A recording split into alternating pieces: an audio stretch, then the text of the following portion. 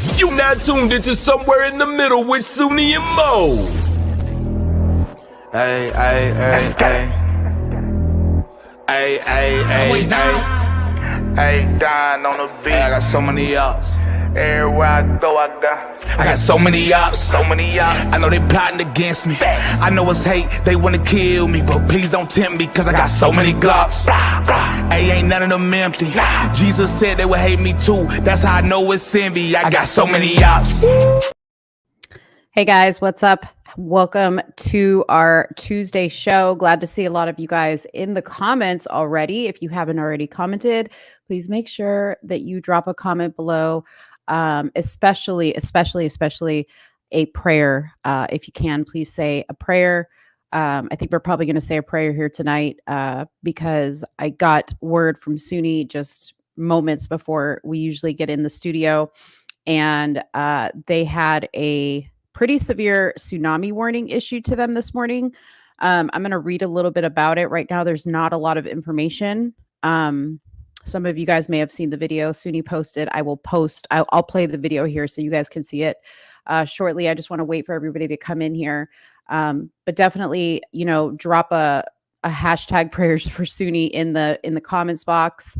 Say hello. Definitely give this video a like, make sure you're subscribed, all that stuff. Make sure your notifications are turned on. I know today I went live and some people who said their post notifications are on are still not getting notifications. So we just ask that because of all that stuff going on, those are things out of our control. We really, really rely heavily on you guys commenting and hitting that like button. As soon as you come in here, whether you're watching from Soonie's Facebook or my YouTube or the Somewhere in the Middle YouTube, all that stuff.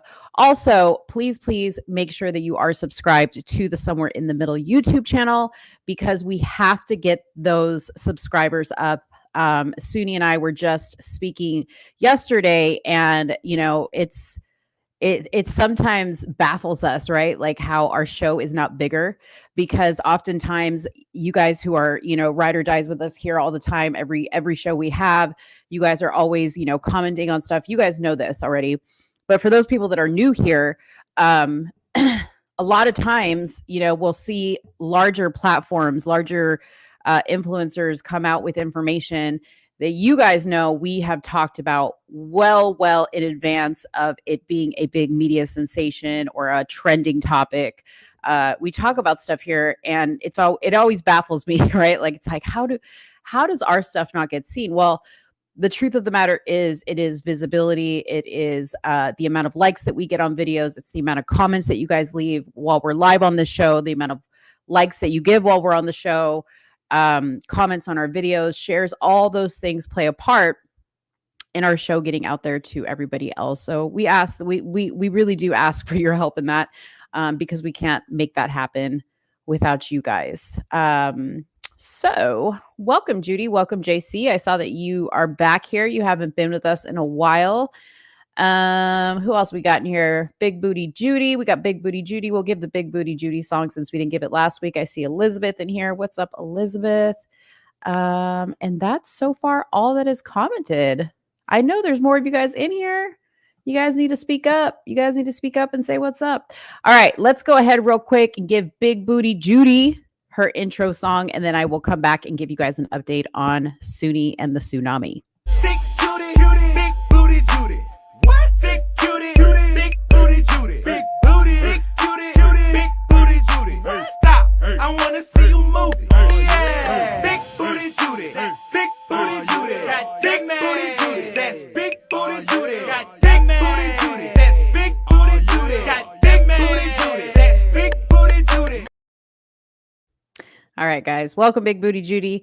Okay, so if you're just now joining the show, I'm here by myself because Soonie is currently being evacuated to the military base in Okinawa where she lives because they have been issued a tsunami warning, and it's a pretty severe one. It's a level 4 tsunami warning. I believe there's 5 warning levels, and she's at number 4. So it is pretty serious. She has had tsunami warnings in the past, but they have not been this severe. So here's what we know so far about the tsunami and how, it takes place. Now, if you guys don't know how tsunamis take place, it's the result of an earthquake, okay, that happens off of the coast of wherever the tsunami warnings are. What's up, Amy? Thank you so much. What's up, Marlandon? How are you doing? All right. So it looks like this morning there was a 7.2 magnitude earthquake in Taiwan. So that is why Japan has the tsunami warning issued. It struck Taiwan early Wednesday morning. The quake caused several parts of the capital city of Taipei to lose power. So prayers definitely for those people in Taiwan, and particularly in the city of Taipei. I have not even seen any updates on that, so I don't know what's going on there. But Soonie is going to keep us updated as much as she can. She's currently, they just went to the store to grab some stuff, and then they're going to be headed over to the base and to get the kids also. So Japan issued an evacuation advisory for coastal areas near Okinawa after the earthquake triggered the tsunami warning. The U.S. National Tsunami Warning Center said it is analyzing the event to determine the level of danger for Alaska, Washington, Oregon, California, and British Columbia. So anybody who lives on the coastals of those states, prayers for you. If you are watching the show, drop a comment below. Let us know what the situation is there. I'm going to show you real quick the map so you guys can see exactly where this tsunami happened. So here it is right here. It took place off the coast of Taiwan. So Soonie is like in a little tiny island, and I cannot remember. Obviously, she's in Okinawa, but I don't know specifically where in Okinawa she is. But I believe she's up here, up towards the top, if I'm not mistaken, where it says Naha. But yeah, so, you can see that these little islands right here are going to be highly, highly, highly affected. And it's amazing how a tsunami works, because the fact that the tsunami can actually reach the coastal areas of the United States is crazy. But obviously, the bigger the earthquake, the bigger the impact in the ocean. Okay. So as I was saying, it's a 7.2 magnitude earthquake. Okay. So that is all we know about the situation. So if you are just joining, that was the update on Soonie. We'll do a prayer later on in the show as we have more people in here. And hopefully we'll be getting an update from Soonie as well. I have my WhatsApp open. So, if she messages me, we'll see that. Oh, let me go ahead and play the video also. She says she posted it on her Instagram. She sent it to me on WhatsApp. So we'll go ahead and play it right now so you guys can see it. And it's always very misleading, right? Because you're going to notice blue skies, looks great. That's typically how a tsunami happens. Same thing with an earthquake. It's not like Texas where if you're going to have like a tornado, there's, bad weather that you see or experience. Here we go. You guys, say a prayer for all of us in Okinawa and the surrounding islands. Here, there's sirens going off as we are about to experience a tsunami. I won't be on the show with Bo probably today. And I'm alive. Just want people to see that, because I know people are going to start hitting me up asking me, am I okay? Thank you for all the prayers and all the concerns. We're okay. So there you go. She's in good spirits, which is important. I mean, understandably so. She's scared because, you don't know. I mean, a tsunami is a scary thing. Yeah. So hopefully we'll get an update from her. Usually like it's a couple hours that they have to kind of stay on alert before they get the notification that they can kind of go back to their homes, and the coast, no pun intended, but the coast is clear. All right. So I am still going to have a show today. We'll see how long it goes, since it's just me talking. I don't have anybody joining me today. If anybody, wants to chime in, wants to come on and give an opinion about anything that I'm talking about, you're welcome to come, and I can definitely post the link in here. If you want to come in and comment on something, you're welcome to. Okay. So I'll post that as soon as we kind of get through the intro of the show. So we had some great topics, and I'm kind of bummed that Soonie's not going to be here because it's always a fun time. It's always a fun time talking about some of this stuff with Soonie, and she's quite the expert on things. And we always have a difference of opinion in some areas. So I'm going to miss my co-host today, but we'll see how I do. We'll see how I do. It's interesting, this whole topic of the tsunami. Let's start off there for one. Because as you guys know, we are going to be, I think on the 8th, we have a solar eclipse coming on Monday the 8th. Okay. And I don't know much about the eclipse, I've been through an eclipse. We had an eclipse, I think I don't know when it was like 2017. I don't know. And it was cool. It was cool. Right. But we're in different times, and this solar eclipse is bringing quite a bit of, I don't even want to call it conspiracy, because a lot of people sent me stuff on, why there is like a biblical correlation to this eclipse. And I have to admit, it is quite interesting. The correlation and kind of what people are saying out there, which I'm going to go into. I'm going to go into here the story of it. I'm trying to find here. I know that it's tied to Moses being trapped in the mouth of the whale. God, what is the name of it? It's like Nimith something. Hold on one second, guys. Hold on. I'm going to find it. If somebody has a good, I just need like an article. If somebody has a good article on the eclipse and the correlation in the Bible, send it to my Instagram DMs, and then I'll read it. I'm trying to see. I can kind of like summarize it. Okay. I'm no biblical scholar, but I can kind of summarize it. Okay. But anyways, I wanted to start off with this because today on my Instagram, I really like felt compelled to do just a really short live, which you guys know I never go live. And because I had gotten a question in my inbox, because I think it was like last week I had posted one of those like fun little ask me anything posts on my Instagram stories, and I never get like fun questions. Like if somebody asked me like, you can ask me anything, I would be all up in your business. Okay. I would ask you like the most like intimate of questions, probably, because that's just who I am. Anyways, I was like checking my Instagram and in the messages, and you have that little like regular messages where people that send you regular messages, and then you have that other box where people who don't normally message you or don't follow you, the messages go in there.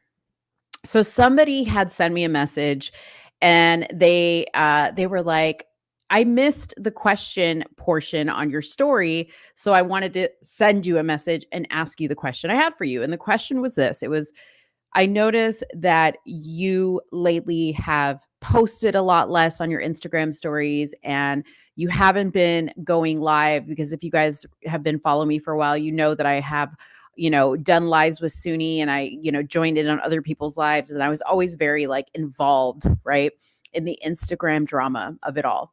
And it was quite, it was an addicting thing for a while, because you get into these like intricate discussions and debates about things. And I'm no debater.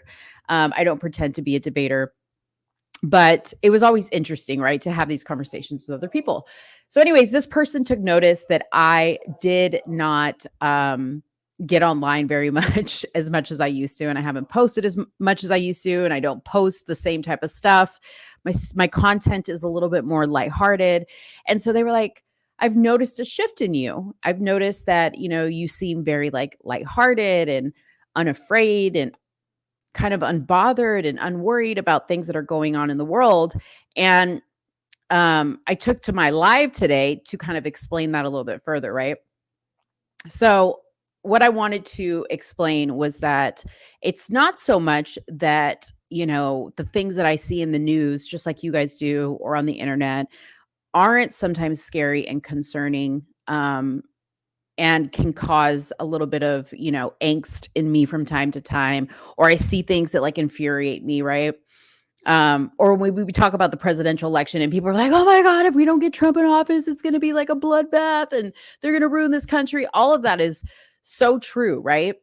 But I think like over the past couple years, I have come to a place where I have realized there's only so much that I personally have control over.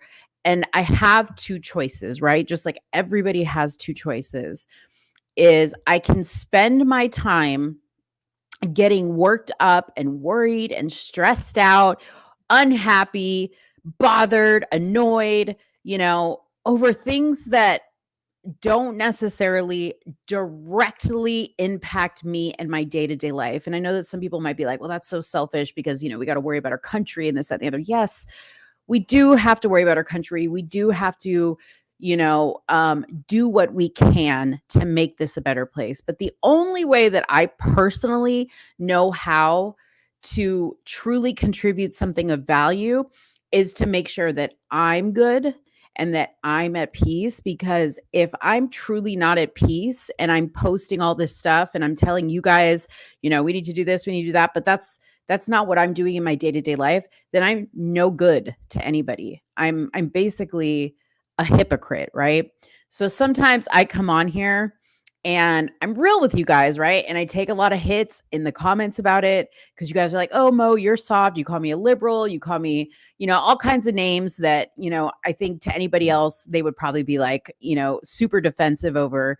But I kid you not when I say, when I click this camera off, okay, I go to bed completely unbothered. I do not lose a wink of sleep over anything going on in the world.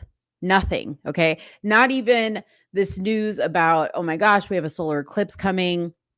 It's the end of the world. This is a prophecy. Jesus is coming back, all this stuff. That all may be very true. Okay. Like you guys all could be right, but there's nothing that I can do about it. Right. So if Monday, April the 8th is my last day on earth, I am going to go out as peaceful, content, and happy as I can possibly help. Okay. As I can possibly help. And that sometimes has involved me having to take a step back from the scroll, from, people that relentlessly send me, just crazy, crazy things. Like the stuff that I get sometimes, my inbox, I'm like, what about me makes you think that I really am into this stuff? Like I know we kid around and we wear like tinfoil hats on this show, but understand that a lot of it is entertainment purposes. And I like to think that my job here on this show is to bring a little bit of lightheartedness, just like Soonie's job is to bring a more serious, very like, I think well-read on some topics that she's very passionate about. And, I've always been somebody that I like to make people smile. I like to make people laugh, even in bad times. I don't like to contribute to the sadness or the angst or the fear. I just want people to come here, have a good time, hopefully walk away with some knowledge, but not take it so seriously that it causes you stress. And after I did that live, I got a lot of interesting comments from people because a lot of people were telling me, oh my gosh, I'm so glad you said this because I have been very fearful in my heart. I have trouble sleeping. I'm having anxiety. And that just like hurts me that people really are going through that and that everything that they see online is causing that in them. So I want to say this is, if you find yourself in that position, take a step back from this stuff, you guys, because this is not the end all be all of everything. There are bigger things in life. And if you don't know what that is, let me tell you, okay? It is the people that you are surrounded, the actual people you are surrounded with. And some people I know do not have a lot of family or a lot of friends around them. If you have just one person, if you have an animal, okay, that you can cling to and it makes you happy, go there. Okay. Don't go to the internet, because as much as I've said this before, as much as I consume content on the internet, I refuse to allow it to consume me. Okay. I refuse to allow it to consume me. And I truly believe that God did not create us with fear, with the intent for us to have fear in our heart. He created us to have peace and love, true love, right? Love for ourselves. And we need to focus on that. We need to get back to that. And if you are in a place where you don't find yourself peaceful, then go in search of that. Go in search of what makes you happy. You're not going to die if you don't know what, Candace Owens tweeted today, or Dan Bongino, or Joe Rogan, or Brandon Tatum, or Soonie and Mo. It's going to be there. And truth be told, within a couple hours, it'll probably be replaced with some other salacious story. So you're not going to miss anything. Just calm down. Just, I was talking with my friends the other day, and I was talking about the sit and be still, right? That you read about, that Jesus said, just sit and be still, just sit and be still. And I've always struggled with sit and be still, because I don't know how to really do that very well. I'm not a sit and be still type of gal. You know what I mean? So I had to kind of like recreate what sit and be still looks like for me. And by nature, I love to observe people. I love to observe. I'm a very, very observant person, right? I may not be, the person who knows all the laws and all the bills and all the whatever amendments and all the Bible scriptures and all this other stuff. But what I do know is I know people. I know what makes people tick. I'm a very good people person. So because observation is something that I love to do and it comes very naturally to me, I decided that, you know what, I am going to start observing myself. So instead of just sitting and being still and just like trying to drown out the world around me and my thoughts and all this other stuff, I'm just going to carry on with life every day, and observe myself, like literally come out of my body and go and watch myself like a movie in the moment, right? Like right now, I'm watching myself. And I know that sounds weird. I'm watching myself on the screen, but I'm also watching myself from above, So, and when I do that, I don't think anything of it. I don't have any judgment on myself. I'm literally just observing myself. And I'm learning from myself, because oftentimes we can be very active in what we feel is like present in the moment, but we're not present. We're not there. We have no idea what we said. We had no idea how we felt. We have no idea why we did what we did. So it's very interesting to just observe yourself. And I saw this clip the other day. I wonder if I saved it. It was an interview that Will Smith did. And it was like this small clip that I just found so profound. And it really spoke to me, because I was like, this is what I do. This is exactly what I do. Okay. So I'm going to play this. I just found it. I'm going to play this for you.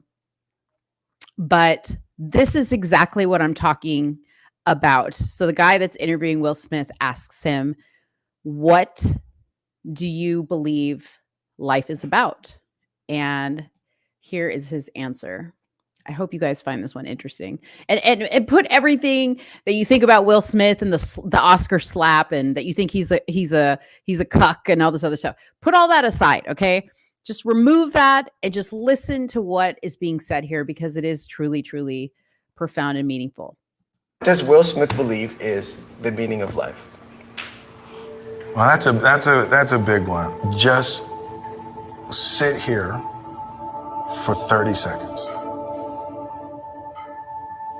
Right up? Mm-hmm.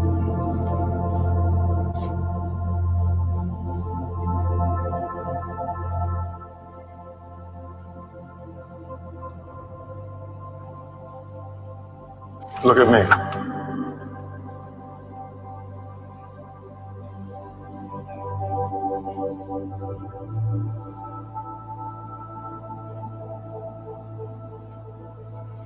Now look at you while you're looking at me. While you're looking at me. He just did it. Oh,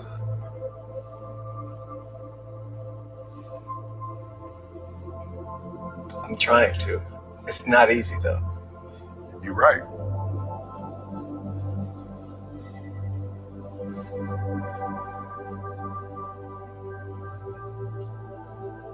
That's where you will find the meaning of life. That's where you'll find it. So whatever that was, when you can make peace with that, that's the meaning of life. Damn. What? Interesting, right? I found that so interesting, and that is such a true statement. What I really saw in this is how uncomfortable he was with just sitting there for 30 seconds. And I think probably most of us would find that pretty uncomfortable. Most of us, that's like heaven to me, because that's what I do is I observe people, right? And I sit in silence and observe people, and I don't have to say anything and they don't have to be saying anything to me. I can just observe them. So all I did was add the whole, now look at yourself while you're looking at me part of it, which was really cool to see that, because I was like, oh my God, I've been doing that. And to see somebody say that, I was like, that's so wild that somebody else does that. I thought I was crazy. So yeah. So I really encourage everybody to try that. You don't need to be with somebody to do this. You can be by yourself. You could be looking out a window and do this. But it is a version of meditation and prayer in my mind. I saw Judy put a comment here, and she said, if everyone is afraid, then you need to get on your knees and talk to God and confess your sins and get right with God. So I think that's great words. Even though I grew up Catholic and on my knees in church, I personally am not a get on my knees and talk to God and confess my sins type of person. I've said this before, and I know that a lot of you guys will argue with me and be like, well, there's a way that the Bible says. I get all that. I get all that, right? But I truly believe in my heart of hearts that I really don't think God cares if you're standing, sitting, laying down, hands like this, how you talk to him, just that you are sitting in silence and reflecting, because he's in here. He knows what's in here. You don't have to verbally speak it. So I'll leave you with that. But yeah, if that is what you want to do, definitely do it. If that's what you want to do, if that's what makes you feel like you are connecting with God, then by all means do it. Judy also said faith over fear. Amen to that. Nikki said a lot of people can't sit and be silent. I do it often and have been. That's awesome. Marlandon, as long as you talk and praise him, that's all that matters. I think the way that you praise him is by your actions and by eliminating your fear and by showing true love, not just to other people, but to yourself. And when you're consuming stuff that makes you fearful, there's no love in that. There's no love for yourself in that. When you're constantly consuming stuff that makes you fearful and negative and sad and worried, you're not loving yourself in that process. So, think about that a little bit when you talk about praising him, because I think praising God is more than just like, standing up in church and putting your hands and stomping your feet and saying, yes, amen, Jesus, we love you. God is good. Whatever you say, right? I think it's far more than that. And I think it's a lot less complicated than that. Not that that's complicated, but I think a lot of people feel like they got to go to a church to do all that, right? Like I don't do that. I don't go to a church to do all that. Like if I want to hoop, stand up and raise some hands up and stomp my feet, do whatever, I can do that at home. I don't have to go to church to do that, so that's just me. Yes, I know that it was a form of expression. That's why I wasn't talking down about it or anything like that. I was just putting in what I personally do. So, all right. Uh-oh. Just in time. We got Soonie Blanks in the house. I don't know if Soonie wants to come on, if she can or not. I'll post the link in here. If she wants to come on. And she can come on and give us an update. If not, she can send me an update on WhatsApp. All right. So let me get into the topics. I think I've taken up a lot of time here. Definitely smash that like button. If you are enjoying the content so far with just me, it's just me over here. But okay. So let me tell you what I'm going to talk about today. Okay. So we are going to talk about LIZZO. Okay. So we've talked about LIZZO quite a bit on the show, and LIZZO made a little bit of an announcement the other day that she was going to quit. She said those words, "I quit." Well, today she came out with some clarification on that. So we're going to talk about that. We're going to talk about her clarification. And just my thoughts on that. We'll talk a little bit about, and I may have to have Marlandon or some sports expert come up here and join me with this one, because otherwise it's going to be a very boring segment.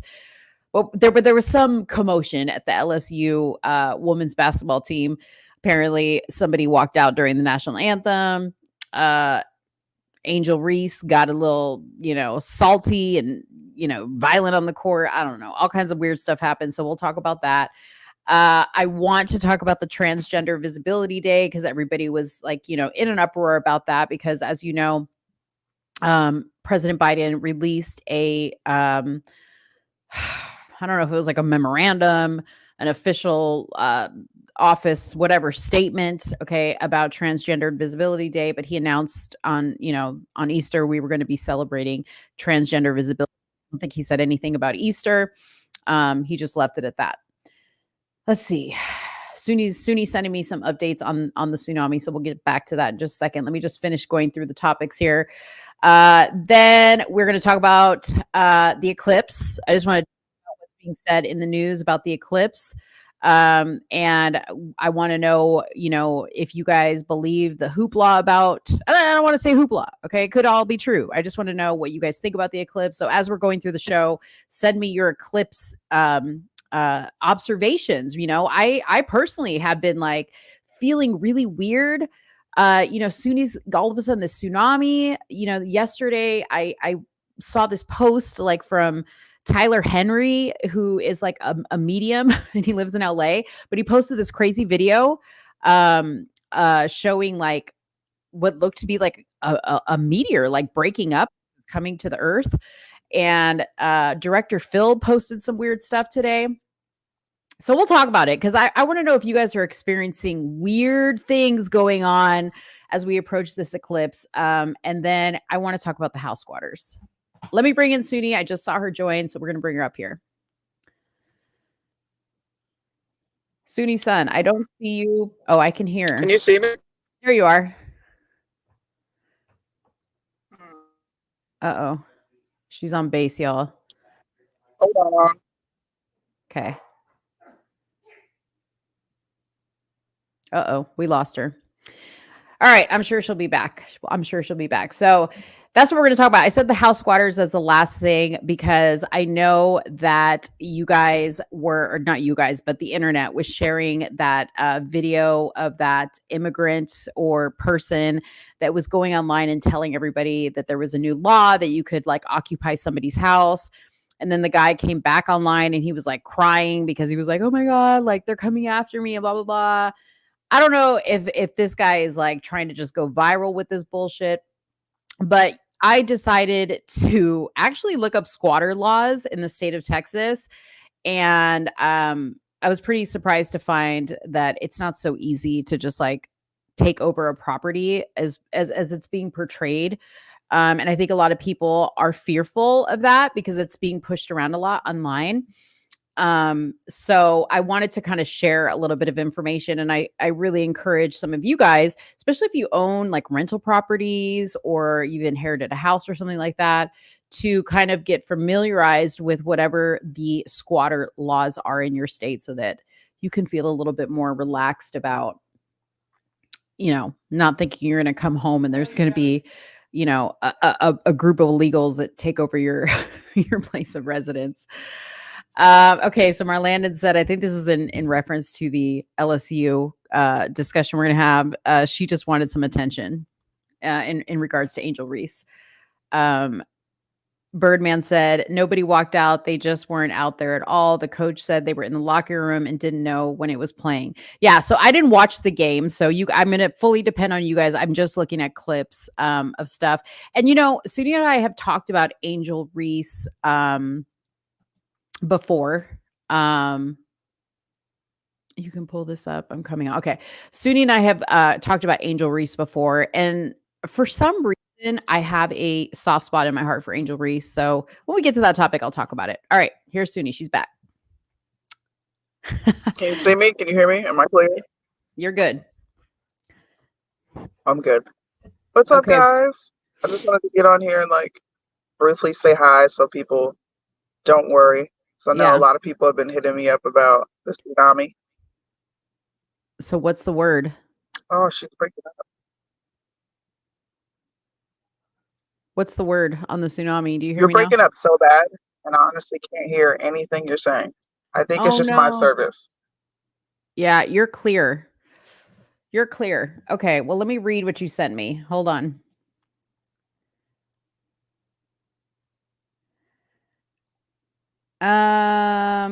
Okay, so Soonie sent this to me and she said a tsunami warning for Okinawa Prefecture was issued Wednesday morning after a 7.5 earthquake struck Taiwan, with waves up to 3 meters for some islands forecasted, as residents were strongly urged to evacuate coastal areas.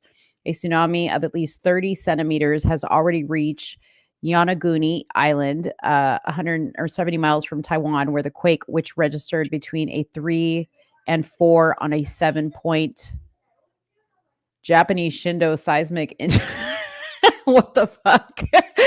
There was a likelihood that higher waves could reach the coastal earlier or later than forecasted. The residents were advised to move to higher ground, with a large banner on NHK urging viewers to evacuate and run. What the hell? Yeah, it's funny that I'm getting an alert now. What's it saying? I don't know what it says. I don't know yet. It hasn't popped up for me. Oh, because it's in Japanese. Usually you get a sound, and then there's a force notification that pops up on your phone, and it just hasn't popped up yet. So I have no clue. Okay. So, Soonie, where specifically in Okinawa are you? I'm Are on you base right now, but I live on near Soonie, and that's right next to the seawall. okay? And that's not by Naha, though, right? You're not anywhere near No, Naha. Naha is south, Okay. So it says here that the but waves are we're kind expected. of near it. We're not far from Naha. It's Right. still on the same island. And what time is it there right now? It is 10:44 a.m. Okay. So they projected here that there was going to be waves reaching Naha Harbor, Kumajima, and Najo at 10:10 a.m. Yeah. And have they been hit? I was watching some feeds of the island. I haven't seen anything yet, so I don't know. We'll pull up some videos eventually, just sitting in the car. So we're on base, just chilling in the car, waiting for us to be able to go back home. I think they let locals. My husband said they let some locals on base, not some, but they let some Japanese nationals come on base for evacuation. And that's pretty much it. It's a regular day. Just a tsunami decided to come after an earthquake in Taiwan.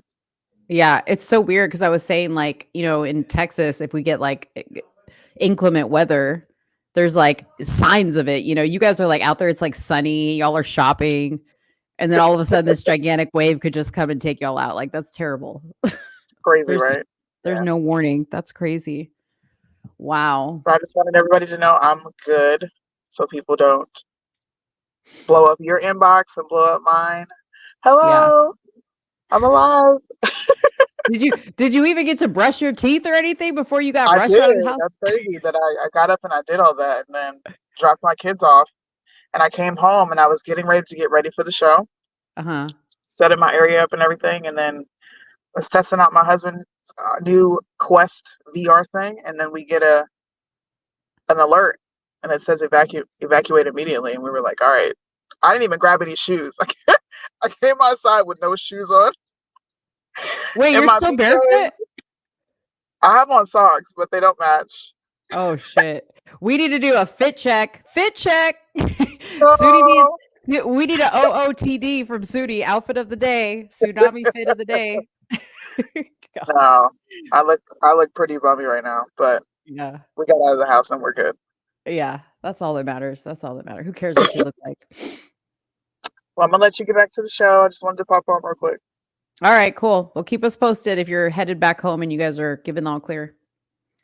All right, guys. See you. All right, bye. All right. So you guys heard from her. She alive. She alive. Listen, I'm gonna tell you right now, if it were me, okay, and it was about to be a tsunami, end of the world, I would at least would have grabbed my makeup bag and a hat or something. Now, Soonie doesn't wear makeup, okay, so I'm not telling her she should have done this, but that would have been me, okay. I would have been like, I gotta go. I gotta meet my maker. I gotta meet my maker looking good, honey. Okay. Oh, anyways. All right. So what should we start with? Let's start with the easy one. Let's start with LIZZO. Okay, let's start with LIZZO. Let me just go to this post, the original post that she made. Hopefully I saved it. If not, I'll go to her her page. There was also a reaction from Azalea Banks as well, and a dancer of Lizzo's that I want to talk about too. So let me just go to Lizzo's Instagram page so we can pull up her post regarding this topic. Okay. Let's see if she kept it up there. Oh Lord, there's more videos. Did she take down? Did she take down? Oh wait, no, here it is. Okay. So this was the original post that she put up I don't know how many days ago. It's a couple days ago. Okay. So it says, I'm getting tired of putting up with being dragged by everyone in my life and on the internet. All I want is to make music and make people happy and help the world be a little better than how I found it. But I'm starting to feel like the world doesn't want me in it. I'm constantly up against lies being told about me for clout and views, being the butt of the joke every single time because of how I look, my character being picked apart by people who don't know me and disrespecting my name. I didn't sign up for this shit. I quit. Okay. So let me break this down a little bit. Now, first, I want to say, I think I mentioned this on the show when I watched it, but there is if it's not on Netflix, it's on Hulu, but there was a documentary that LIZZO just put out and I actually watched it and it was quite interesting. And I got to see a different side of LIZZO that we don't get to kind of see in the public eye or on her page. Okay. Because as you know, on her page, she's shaking her ass at NBA games in fishnet stockings and G-string underwear. So I'm going to get to that in a second. Okay. But in regards to the documentary, and I think it's just like, it's LIZZO. I literally think it's just called LIZZO. Okay. It was kind of sad in that documentary because it goes through how she started off as a little girl. She was always this chubby kid, which I can totally relate to. She wasn't the prettiest or most popular girl. Totally can relate to that as well. So that's kind of what kept me interested in watching it. But as the documentary takes you through the progression of her fame, you really see how the fame weighs on her, okay? Because she alludes to the fact that she does not get to make music the way she would like to make music. It even got to a point where she wrote a whole album, and then when she presented it to the record executives, they were like, no, this is not it. We're not gonna invest in this. So you need to go back and do something else. And, they wanted the record to be a certain way, and it wasn't how she wanted to put it out. I think her style is actually quite different from what we see LIZZO do. And first, the first person I thought of when I was watching this documentary, who I feel like had a very similar trajectory in her career, was Katy Perry. If you guys knew Katy Perry from the beginning, like, she was like this Christian. I think her father was like a pastor or something like that.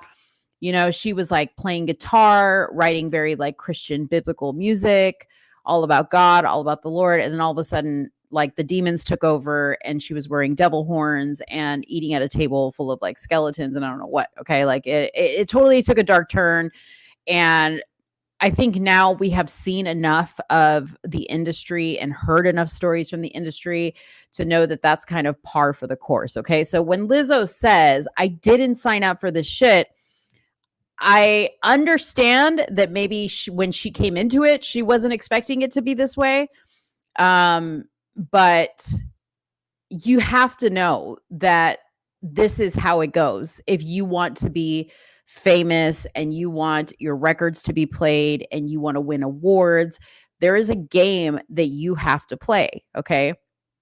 I'm not anywhere near the level of fame as Lizzo, but just the amount of work that I've done in the entertainment industry, I can tell you that I am very well aware that that pressure does exist, that you have to be a certain way. You have to be able to mold yourself into what the industry and what the times kind of demand of people. So that part really kind of threw me off. Okay. She says, I'm getting tired of putting up with being dragged by everyone in my life and on the internet. So it sounds like she's also going through some personal stuff in her own personal life where she's also experiencing this. Now, as far as the internet goes, the internet can be a very cruel place. I agree with her. You know, it's tough. And even though Lizzo, you know, sweetie, you give us a lot of stuff to drag you about. Okay. You give us a lot of stuff to drag you about. Like you be doing the most sometimes, Lizzo. So I need you to take a little bit of personal responsibility for that, because you can't sit here and play the victim and then at the same time give us this crazy content. Like I said, of you know, wearing fishnet stockings and a G-string at an NBA game and shaking your ass. Like nobody at the NBA game paid to see that. But yet you show up knowing there's going to be cameras, knowing everybody's going to see you because you're in the front row, and you shake your ass in a bunch of fishnet stockings, and you're a big girl, right? So nobody's going to miss you. Everybody's going to talk about it. And I guess it's just par for the course. Like if you don't want that, then do what people like Denzel Washington do, right? Like they stay out of the limelight, and he's super successful, but he stays out of the limelight. He's a very private person, right? Think about that.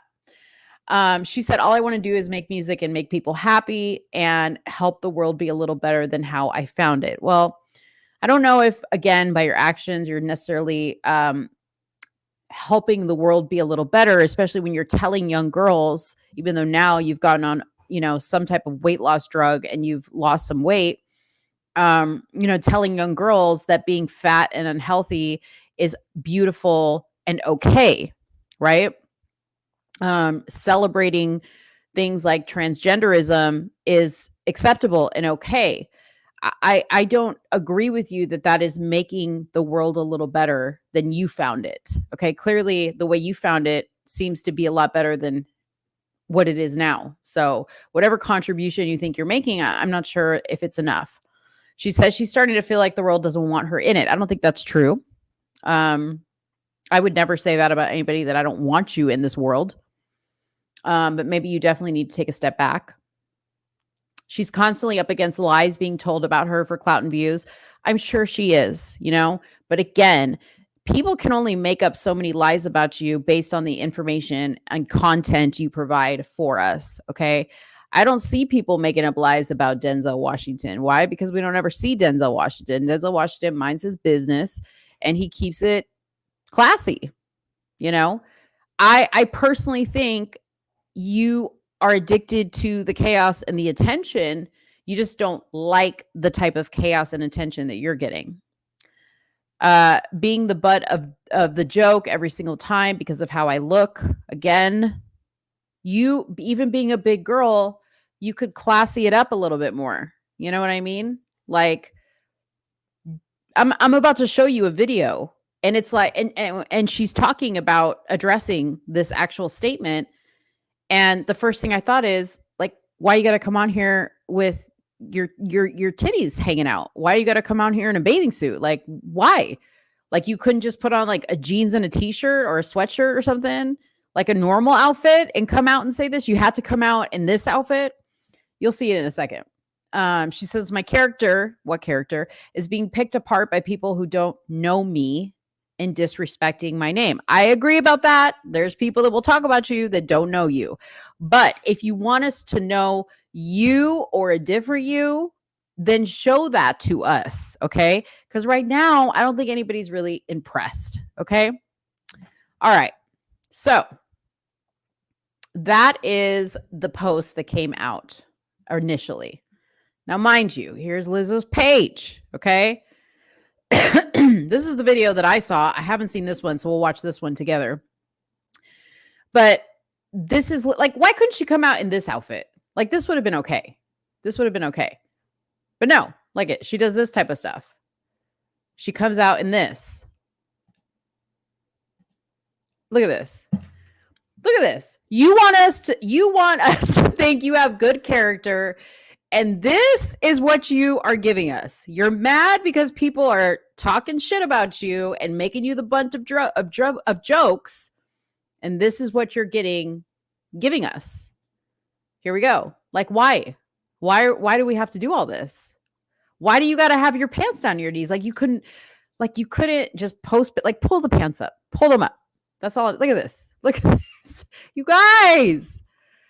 She brings it on herself. Okay. She brings it on herself. Like, don't let her fool you. Now you can see she's losing some weight. She got a cute haircut, but why you got to be here grabbing your boobs, right? Why you got to be here making all these seductive faces? Like, I don't understand. Like, it's a nice outfit, but look you're a big girl. Like, you need to bring this hem down a couple inches. Okay. And then we could talk about character and class and all this other stuff. Here she is again. She has like this obsession with being in her bra and underwear with her boobs hanging out. I mean, need I say more? Like, is this not making my point? Is this not making my point? Okay, so now let's go to the video today. Let's go to the video today. Let's see what she's got to say.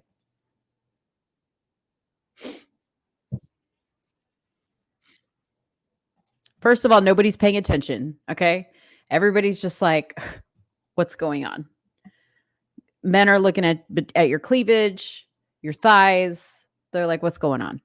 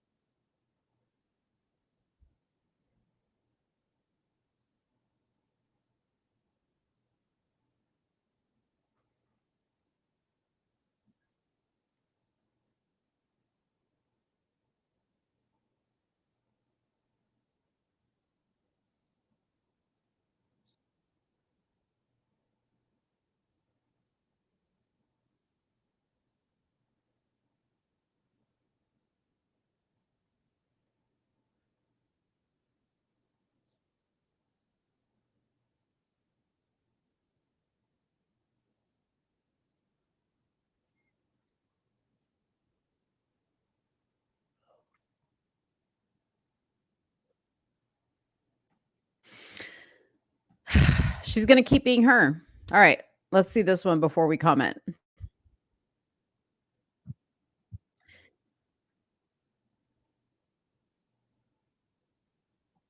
You guys couldn't hear that? Was I not sharing the audio? Hold on. Do I need to replay that? My bad. I'm sorry, you guys. You should have spoke up. You should have spoke up sooner. Okay, we'll replay it. Here you go. I want to make this video because I just need to clarify. When I say I quit, I mean I quit giving any negative energy attention. What I'm not going to quit is the joy of my life, which is making music, which is connecting to people, because I know I'm not alone. In no way, shape, or form am I the only person who is experiencing that negative voice that seems to be louder than the positive. If I can just give one person the inspiration or motivation to stand up for themselves and say they quit letting negative people win, negative comments win, then I've done even more than I could have hoped for. With that being said, I'm going to keep moving forward. I'm going to keep being me. Once again, I just want to say thank you. The love that I've received, whew, means more than you know. All right. So that was that that video in response to this comment down here. Does anybody else, or is it just me because I edit videos all the time? Does anybody else like always try to like catch how edited a video was? If you didn't catch it, there was at least 14 edits in that one little clip. So clearly Lizzo, I think, struggled with her words on that one, which is fine. This is fine. You know, we don't edit this because this is live. So, but you know, it's part of it. But I just found it interesting because as I was listening to what she was saying, I was kind of like, you're not really saying anything, right? Like you came out with this big, bold statement about, you know, being dragged. Like you didn't you didn't really expand on what you meant by that. You know, your inner circle and the internet and, you know, how exactly are you making people happy? Like I would have wanted her to give a little bit more to us, right? I feel like what really happened is Lizzo probably got a little tipsy, got a little drunk, wrote this post, and then was like, oh shit, I didn't mean to do that. And now I got to go back and like I got to backtrack it. But this video right here is just her doing a post for her clothing line Yeti. I don't know what it is. Yeti, I think it is. And trying on different bathing suits. So we can just kind of skip that. But as far as Lizzo's concerned, my heart goes out to her, like as a human, on a human compassion level, because I can really tell she's struggling. I can look at her here and compare it to kind of what I saw in that Lizzo documentary when she wasn't performing for the internet. And, you know, she's sitting here again, trying to convince people that are watching her and little girls that look up to her and young women that look up to her that she wants you to be okay with being you. But yet she's coming on here with, you know, about 18 inches of hair weave, probably some fake eyelashes, definitely some fake nails. You know, she's exposing her boobs because she probably doesn't feel like unless she does that, nobody's going to watch the video. You know, so I find it hard to believe that you want to convince these women or other people that look up to you that you're, you know, just throwing everything out the window and you're going to be like, I'm the model, you know, for self-acceptance. No, you're not. No, you're not. Okay. Give us something real, Lizzo. Give us something real. But in the meantime, I'm pretty sure we're going to get the same content from good old Lizzo. If I'm wrong, I'll come on here and I'll backtrack. But that's what I observed. Okay, let's talk about Transgender Visibility Day. Now, I have a couple of things I want to read about what it is. International Transgender Visibility Day. And I want to show a video from The View about them talking about it. I think I have a couple of videos from The View about different stuff that I definitely want to bring up. But first, let me read the proclamation that was put out by the White House. I say by the White House because I truly do not think it was actually put out by the president, because he was asked about it and he didn't seem to know what they were talking about. So he seemed very lost. So yeah, they're invincible the rest of the year. Birdman said, for sure, right? Like, I feel like every day is Transgender Visibility Day because you can't help but notice, you know, like we're forced to look at it. All right. So this is the post that went out from the White House. I had to literally look this up, you guys, because I was seeing everybody share it. And I was like, there is no way this is real. Okay. There is no way. So I'm going to read this because I know it's kind of small. and then we're going to talk about it a little bit more. So, on Transgender Visibility Day, Easter, we honor the extraordinary courage and contributions of transgendered Americans and reaffirm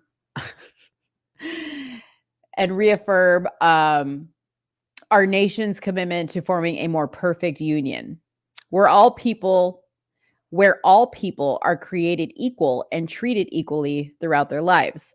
I'm proud that my administration has stood for justice from the start, working to ensure that the LGBTQ1+ community can live openly in safety with dignity and respect. I'm proud to have appointed transgender leaders. Those are probably the people that wrote this little memo to my administration, and to have ended the ban on transgender Americans serving openly in our military. I'm proud to have signed historic executive orders that strengthen civil rights protections in housing, employment, healthcare, education, the justice system, and more. I'm proud to have signed the Respect for Marriage Act into law, ensuring that every American can marry the person they love. Transgender Americans are part of the fabric of our nation. No, they're not. Whether serving their communities or in the military, raising families, or running businesses, they help America thrive. How so? They deserve and are entitled to the same rights and freedoms as every other American, including the most fundamental freedom to be their true selves. But extremists is code for MAGA people, Trump supporters, all that other stuff. Extremists are proposing hundreds of hateful laws that are targeted and terrify transgender kids and their families, silencing teachers, banning books, and even threatening parents, doctors, and nurses with prison for helping parents get care for their children. These bills attack our most basic American values: the freedom to be yourself, the freedom to make your own healthcare decisions, and even the right to raise your own child. It is no surprise that the bullying and discrimination that transgendered Americans face is worsening our nation's mental health crisis, leading half of transgendered youth to consider suicide in the past year. That's a very, I'm going to keep reading, but that's a very dangerous statement because, and Merlandon, I'll let you in just a second. It's a very dangerous statement because, you know, we have showed many, many times statistics that prove that suicide rates amongst transgendered people are high, not because the world doesn't accept them, but because they got convinced that by changing their gender in their minds or physically and going on these medications that completely ruin them for the rest of their lives. We had Abel Garcia on the show. Please go watch that interview if you didn't watch that. He was a detransitioner who spoke about the horrors that he went through and how quickly they were to convince him to change his identity, to the point where he mutilated his body. He took medication that forever affected the performance of his body, okay? Physically, visually, all kinds of ways. It was just terrible to hear his story. And he even posted about this, that this was disgusting. But it is very, very dangerous of him to make this statement up, to say that transgendered kids are committing suicide at an alarming rate because they're not accepted by society. That is not the case whatsoever. Let me be clear. All of these attacks are un-American and must end. No one should have to brave just to be brave, just to be themselves. At the same time, my administration is working to stop the bullying and harassment of transgendered children and their families. The Department of Justice has taken action to push back against extreme and un-American state laws targeting transgendered youth and their families. And the Department of Justice is partnering with law enforcement and community groups to combat hate and violence. My administration is also providing dedicated emergency mental health support through our nationwide suicide and crisis lifeline. Any LGBTQ1+ young person in need can call 988 and press 3 to speak with a counselor trained to support them. We are making public services more accessible for transgendered Americans. Meanwhile, our poor veterans are suffering to get healthcare and attention at the VA. Americans, including with more inclusive passports, and easier access to Social Security benefits. There's much more to do. I continue to call on Congress to pass the Equality Act to codify civil rights protection for LGBTQ1 plus Americans. Today, we send a message to all transgendered Americans. You are loved. You are heard. You are understood. You belong. You are American, and my entire administration and I have your back. Now, therefore, I, Joseph Biden, yada, yada, yada, proclaim March 31st as Transgender Day of Visibility. I call upon all Americans to join us in lifting up the lives and voices of transgender people through our nation and to work towards eliminating violence. Okay, so when Jean-Claude Pierre, I don't know what, I can't remember her name, the one at the White House, the press secretary. So when she was asked about this, okay, she said, Transgendered Visibility Day has existed since 2010. Okay. We all know, this is what she said. We all know that the day that Easter falls on moves. So it just so happened to fall on the same day. Okay. Yeah. The problem is that you literally wrote a proclamation of it. Okay. Which, why do we have to do that? And number two, I didn't see anything about Easter. I didn't see anything about the resurrection of Jesus. Okay. You're going to see this video from The View in a little bit, but they describe him to be the most Catholic president of our time. Whatever. All right, Merlandon, I'll bring you in so you can comment. What's up? I feel like they are really like, they playing in everybody's face as far as people like us. They literally playing in our faces. Yeah, I agree.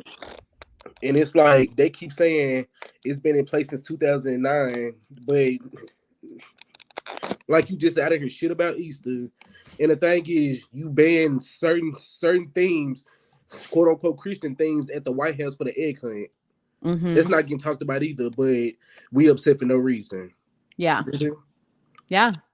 It really is an attack on us. It's a slap in our face. I mean, there's endless things to be upset about it.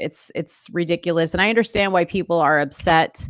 But I don't know why people were really expecting anything more. You know what I mean? I wasn't surprised either. It's just the fact that, come on now, like, what the fuck? Like, Yeah. what the fuck? Yeah. No, I hear you. And then I get so sick of we got to accept those people. I don't have to accept shit that ain't real. I don't. Exactly. And that's the problem with like what he was saying is it's like you have to accept these people. You have to love these people. You have to support what they're doing. You have to recognize them. You have to see them. They have to be seen. This is the problem with it. And I think like this is what shows like The View don't understand is this is where people get upset and outraged is the forcing of it. And then they not even just that. It went from them having a whole month, which is June, to them having days in other months. Yeah. Yeah. And they got by damn near 200 days now. Once you add the days all up, it's like 200. Oh, I know. No, I know. It's ridiculous. Like, I think they get more than like Black History Month. They get more than, and to say this, I'm going to say this is honestly, I think we should do away with all the days that recognize any group of people, right? For whatever reason. Like we don't need it. I think if you want to celebrate it in your own community with your people that observe like the Holocaust or whatever, like, do we have a day off or a month to remember 9/11? No. Huh? No. That was go to work on 9/11. Exactly. So, I just say I think we should just do away with all days. I personally could care less. I don't, as a Latina woman, I don't care about any days that represent Hispanic people. They don't mean anything to me. Same with me with Black History Month. I don't care. Yeah. I don't. Yeah. And then I know. like I sit up and say, if people want to get mad at me when I sit up and say them type of people is the most privileged in America, which they are. Mm-hmm. Yeah, they certainly have become. That's for sure. That is for sure. And like Soonie said, it's because they have quite literally hijacked the civil rights movement. Yeah. They have hijacked it. Yeah. So everything is racism and slavery for everything. Yep. Everything. Yeah. All righty. Well, thanks for coming on. You can come back on if there's anything else you want to comment on. You know I will. All right. Bye. All right. All right. Let me go to the comments. Bring back. What does it say? Bring back, don't ask, don't tell. I agree. Like, you could have been in the military. Like, put your dress on when you get home. You know, like, it's funny. Like, he didn't bring up that Sam Britton guy that works in his that worked in his cabinet. Remember the dude that we talked about that was bald, wearing dresses and lipstick, and then they found him at the airport, you know, going through people's luggage and stealing items from there. They didn't talk about that guy. And he worked for him. Is he part of the fabric of America? FYI, our tax dollars are paying for them to transition in the military. Yes, I know. And, you know, I'm pretty sure our tax dollars outside of the military are also paying for these kids to transition in one way or another, right? Because I only can imagine how many kids probably want to get these surgeries and their parents don't want to, you know, support them in that journey, or the insurance doesn't pay for it. Although I think all insurances pay for it now. So the cost does end up going onto the American people.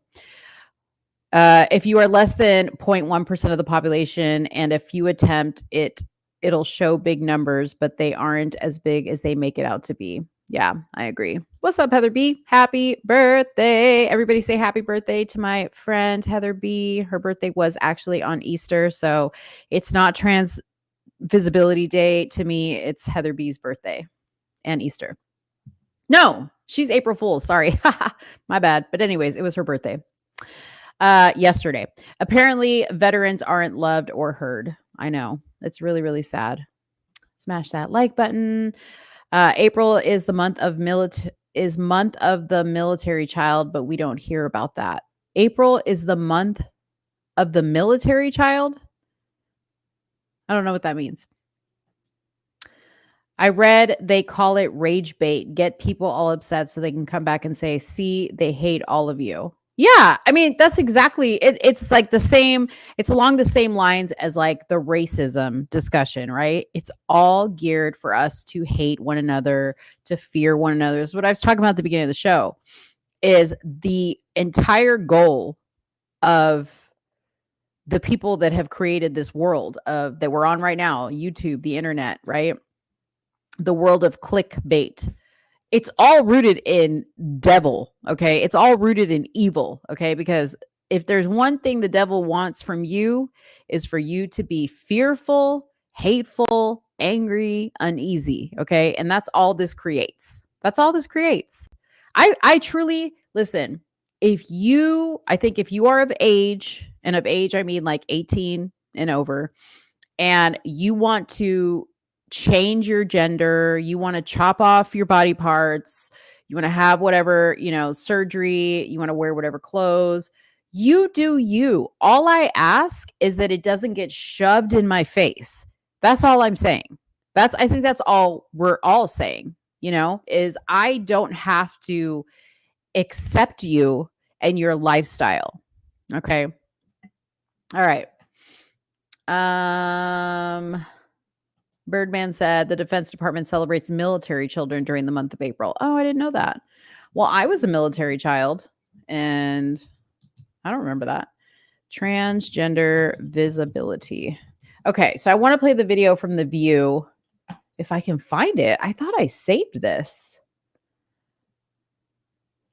Hold on, peoples. Hold on. Okay, yeah, here it is. All right. We got Whoopi up on the screen. I'm going to share my audio. This video is is a couple minutes. I'm going to play as much as I feel like playing, but take a look at this. Apparently, March 31st, I don't know whether y'all are aware of this, has been designated as a Transgender Day of Visibility since 2009. okay? Yes. This year, all right? This year, it happened to coincide with Easter Sunday. So cue the pearl clutching from the conservative media. Clip. This is a clear effort and a coordinated effort to remove God from our society and to replace God with false gods. And in this instance, it's the trans community. They clearly want us to bow at the altar of the trans community instead of bow to God. If you have a whole calendar, 365 days of the year, and the transgender community purposely chooses the day of Jesus' death or his resurrection, whatever Easter weekend, that seems like a shot. A purposeful shot. If you're going to commemorate godlessness, at least have some respect for Christians and wait to do so another day. The left already celebrates godlessness 24/7 anyway, so an internationally designated day, week, or month is frankly redundant. The fact that you're saying this to the most Catholic president we've had in years since Kennedy is extraordinary. The fact that she said that with a straight face is extraordinary. The most Catholic president, just because he proclaims to be the most Catholic president. And yes, I agree, Birdman, the View is trash. Doesn't make it true. Does not make it true. Nothing about Joe Biden is Catholic or is anywhere rooted anywhere near God and godly principles. It is. And I say that lightly because I really don't believe Joe Biden is running the show. I think he's like literally a puppet. He doesn't know what he ate for breakfast. But they make this man out to be like, you talk about Trump people worshiping. Okay. I don't know how The View does it with a straight face when they talk about Biden, but let's keep hearing what she says. To me. And Republican officials like Ted Cruz to Speaker Mike Johnson also echo these lies. Now, are they intentionally misleading Americans or are they just dumb? They're misleading. First of all, let's just talk about the hypocrisy. They're saying that this is sacrilegious when they are worshiping a man who was accused of sexual assault. Well, he was found liable. Okay? Who runs around with a Bible that he's never read, who's having an affair with a porn star while his wife is home nursing a baby. So shut up already, all right? That's one thing. Number two, President Biden, they handed them this baloney that they're on with Fox and everywhere else. He handed it to them because he's a good person. That's why. Because he wants to show that he supports a group of people that is under attack in this country. Yes. And if Trump gets in, they will be even more under attack. Yes. So that's what's happening. Can I say something about this? Sure. I am so angry about this, because they are misrepresenting the message of Jesus. They are misrepresenting Catholicism, Christianity. Here we go. The devil herself is going to tell us the message of Jesus. Yeah. You know, the trans community is 1.6% of our community. And if you know anything about Jesus, you know that he welcomed lepers. He welcomed prostitutes. He welcomed the least desirables among us in the society at that time. I was in church on Easter Sunday, and our entire homily at St. Charles Borromeo here in Harlem was about Jesus and about how he got up.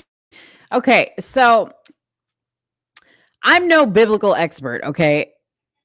Yes, Jesus ministered to the lepers and the prostitutes and whoever else, the undesirables, but he didn't say, stay this way. We're going to worship you and accept you for who you are. That is not what he said. Now, correct me if I'm wrong, because I know some of y'all are much more versed in the Bible than I am. Okay, you can probably give me a verse. I don't have a verse for this. Okay, but I'm pretty sure he was trying to get them to come to him. Okay, so they could repent in their sinful ways. Right? He didn't say, hey, stay a prostitute. I'll love you anyways. You know, I'm sure because he's Jesus, he's going to love, right? But accept that you're saved? Absolutely not. Okay. So she's totally misrepresenting what the Bible says. So Sonny, I don't know how often you go to church, but maybe you need to pay attention a little bit more. because of us and for us, and he gave his life for us. And so for them to be so hypocritical in the name of Jesus is blasphemy. And by the way, be ashamed of yourself. Wait a minute. All right. I just want to say one more thing. The 10 Commandments, the first commandment, if I recall from my Catholic school upbringing, is I am the Lord thy God. Thou shalt not have false gods before me. And then this guy gets on TV and says he's like Jesus, and they buy this. Buy this. That's the first commandment, okay? Yes. Well, I echo the sentiments of everyone at this table. I'd also like to issue a PSA to warn people next year Easter falls on 4/20, which is the highest. So she's bringing up that Easter next year falls on 4/20, which is the day that people, I don't know what y'all do. Weed smokers like smoke more weed, celebrate weed. 4/20, I guess, is like the symbol for marijuana smoking. I don't know, because I don't do any of that, but she's trying to, bring that up and kind of change the subject a little bit. Yes, CVL, she named all the people Jesus healed. Exactly. Ella Lewis said Jesus healed and forgave their sins and said, go sin no more. Exactly. So how are they comparing that to what Joe Biden is doing and calling it biblical or whatever, Catholic or whatever you want to say? Because the key word there was go sin no more. Like they're literally going, yeah, you just keep on sinning and we're going to love you through it anyways. We're going to keep accepting you. It is the highest of holy days, and I'm sure they'll get the same outreach for people like myself. So they will it's a come high for you holy too. Day. It's a weird day. But also keep in mind that this is some advance notice, just in case they're listening. Next year, Easter's on the 20th. It's also Lima Bean Respect Day. How dare they? How dare It's they? also National Pineapple Upside Down Day. Wow. How about Bible Upside Down Day? No, it's National Cheddar Devil. Fries Day. And it's also Chinese Language Day. So you see, there are days that take up all of our days. And it's been like this forever. The mere fact that they know nothing about the God they profess to love is not a shock. They know nothing. He's not such a a shock, hypocrite. He but thinks you know Mary what? Magdalene is a 10. Well, can I just, if I may have a chance to speak at our table, I simply wanted to say. So this woman here, let's see what she's got to say. So she is the only conservative at on this group. She this is her words. She's a conservative, yet she does a lot of defending of Joe Biden. And she doesn't speak very conservatively to me.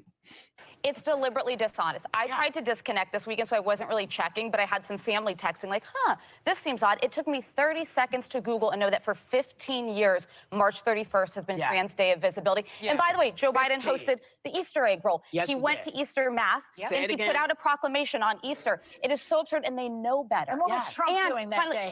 He tweeted like what? He was rage tweeting at a judge. Rage tweeting. And finally, there was also an attack on churches that welcome the trans community. That day, to Sonny's point, there's nothing less in touch with the gospel than wanting to bring in as many people to hear the good news. Well, because they forget. See, this, if you don't get it, and I know people give us a lot of stuff because they think that we also have no idea. I know there's a legal note. I'm going to get to it.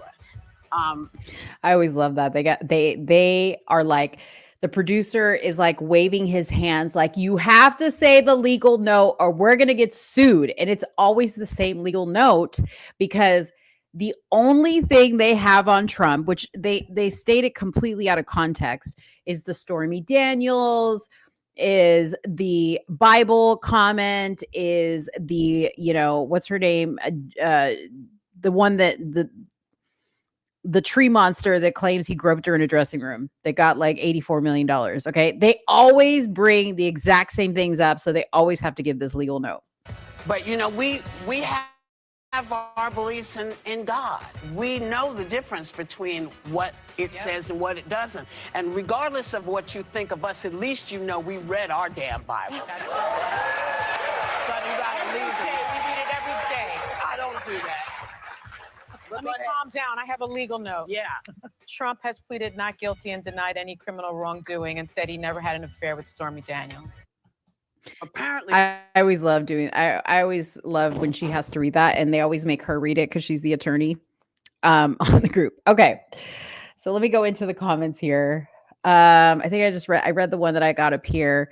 What Jesus did is not what Christians do today. A lot of Christians condemn gays, etc., as if they're God, and that's wrong. God will judge you for judging them, and you sin. So I think as a Christian, I know as a Christian, it is our job to preach the word of Jesus, right? To preach the gospel to people, to warn them. That is our job. It is not our job to condemn, but you can certainly make a judgment, okay? And correct me if I'm wrong, I don't think there's anything in the Bible that says you cannot make a judgment on somebody that is behaving in a sinful manner. What you cannot do is condemn them, right? It is your job to try to help them just as Jesus would do, but obviously we can't force anybody, right? So again, I'm putting the legal note, the disclaimer in there that I am no biblical expert. I do not pertain to be. My biblical expert is not here right now. But that's my thoughts about that. All right. Birdman says, you can judge if you do so righteously. It says that in the Bible. So there you go. Judge, not condemn. Exactly. When you get saved, you're supposed to change the way your ways, not stay the same. Exactly. These women are disgusting. I 100% agree. But you know what? They're such good content. You know what I mean? They're such good content. Ella Lewis. So you guys seem to be having a debate here in the comment section. If any two people want to come on and debate it on here rather than going back and forth in the comments, you're welcome to come on here. I just posted the link to join. So if you want to come on here and debate with somebody, you're welcome to. These women are pure evil, the devil incarnate. I agree. Yes, you're not living in sin. Yes, if you're not living in sin, you can judge righteously. Whoopi is always saying something crazy that makes no sense. Yeah, I agree. Why have we adopted anyone on TV as a subject matter expert on anything? Oh, I know. All right. Birdman is giving us a Bible scripture here. John 7:24 tells us, do not judge according to appearance, but judge with righteousness, judgment. The Bible has told us to judge, but we are to judge by what is right. There you go. Straight from the Bible. Straight from the Bible. Heather B says, not our place to condemn or judge, but to help them. God will be the judge in the end. Yeah, I mean, I think both are true. Like what Birdman said in John 7:24, do not judge according to appearance, but judge with righteous judgment. That's straight from the Bible, so I agree with that, but I also agree it is our job to help them, which is what I also said. It's our job to minister to them and to provide them with some type of guidance. But ultimately, it's up to them what they do, right? And again, when we talk about what is love is correction, right? Love is saying to this person, I think you're not doing things correctly here. You're wrong. That is, if done in that way, it is done in love. You are showing love. You are showing love to that person. It may not be what they want to hear, but you are showing love. According to the Bible, to judge is to identify the truth. Yep. The Bible says, judge ye lest ye be judged. That's from the Old Testament. All right, Heather B, teach them, but they still have the free will to choose, as we all do. You can judge righteously only if you're not doing the same sin as that person, according to Jesus. Yeah, I mean, but think about it this way too, is like, we're all sinners, you know? So I know some people that say like, I'm a sinner. I sin all the time. I'm never going to judge somebody. Okay. Again, it wouldn't be right if you were performing the same sin as the person you are trying to minister to, right? Like you should be fixing yourself first and then trying to help somebody else. Like you can't help somebody else if you if you ain't got it right yourself, you know. There's stuff I just don't speak on because I'm not perfect. You know, I'm not living that I'm not walking that walk perfectly. And I'm okay with that, you guys. Like, again, I don't answer to anybody else. Okay. At the end of the day, I got to stand before my maker. I got to answer whatever questions. I got to be the one to speak for myself. Okay. Yes, it is great to have people that are knowledgeable in what the word says, and people that maybe are walking the walk the way they're supposed to do it. That is amazing if they can do it. But just know, like, I really don't believe just because you're going to church every Sunday makes you qualified to minister to me necessarily. And I know that there's a lot of people out there that do that, and I know that people get quite annoyed with that. Oh shit, I got all my girls in here. Angela's in here. Damn. See, because they go to church regularly. These girls be up in the church. Okay, Birdman says, in fact, the Bible tells us, do you not know that the saints will judge the world? 1 Corinthians 6:2. Angela says, I think you can minister while we are trying to live Christ-like. Our ministers and pastors are human too. Yeah, but they be some of the worst, man. The ministers and the pastors be some of the worst. Love you too. I don't know. Is anybody else like, I'm so annoyed with church these days. And like I grew up Catholic. So like I grew up in a much different church. Like Catholics, they really just like, church is just like very serious, and a lot of kneeling, a lot of up and down. It's very, very it's not the party, okay, that you see in a lot of Christian churches. And I remember when I first came to Dallas, that was like my first exposure to churches like that, like where they were like huge, and there was like, a bunch of people on the stage singing in the choir. They were like literally putting on shows like you were at like a Kanye West concert. They were trying to make it cool. That was like my very first experience with some of that stuff. And while it's kind of cool, I feel like it's so far from what it should be, but I understand like why they do it, because they're trying to like bring the younger groups in. But yeah, I don't know. I don't enjoy church. I really don't enjoy going to church. And I don't believe you have to go to a church. I believe that you can have church with yourself. And that's just personally what I like to do. I know some people love to go to church. People love that stuff. All right. Let's see. Am I done with the comments from the view? Let me just make sure. Oh, I know. Okay, so there was I got to show this to you guys, okay? I got to show this to you guys cuz this woman was literally batshit crazy on the view, and I was just like, what am I freaking seeing here? Okay, so you guys know Kathy Griffin, yes? Kathy Griffin is the redheaded comedian, and she became really famous when she held up a bloody Trump head, remember? And she like got banned from airplanes for it. So she went on The View, okay? You're going to be like blown away by this interview. I know I'm playing a lot of stuff for you guys, but I'm trying to keep you entertained. And this is like the stuff I can never get away with when Sootie's here, because like she just doesn't have the patience for me. She just does not have the patience for me. So I'm going to do all the stuff that I want to do, and I'm going to show you guys all these like things that I see. I'm going to literally show you like what I save in my my little saved. I need to like go back to it and show everybody on the show. But we never get time to. We're going to do that today. Let me just address these last few comments, and then we'll go to the Kathy Griffin video, because you guys are going to die, okay? She's batshit crazy more than ever. Okay. Angela said, my first church experience ended when the mega church pastor was exposed with 7 mistresses. Gross, and turned me off. Now it's not about that pastor like the church made it out to be. Wow. 7 mistresses. You see what I'm talking about? You see what I'm talking about? Now that would be a scandal I would be there for. Let me just tell you, since I have my girls in here, Angela and Heather, put a 1 in the comments if you guys would be interested in a show where we talk about nothing but like crime stories. Okay. Like the Gabby Petito type crime stories.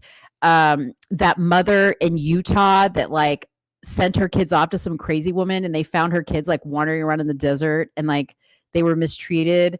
Or that guy that they recently, like the cops got called to his house and like his parents like found a severed head in his closet. Put a 1 in the chat if you guys would be interested in me doing a show on my Let's Talk Darling page where me, Ange, and Heather, okay, get on there and you guys get to like talk about these crime stories with us, because we literally spend our days obsessed. They'll tell you in the comments, Angela and Heather's in the comments, we literally spend our days obsessed and we're like texting back and forth about like all of our conspiracies. The Kate Middleton thing, like they were on that. I was like totally removed from the Kate Middleton thing because I just wasn't even interested in it.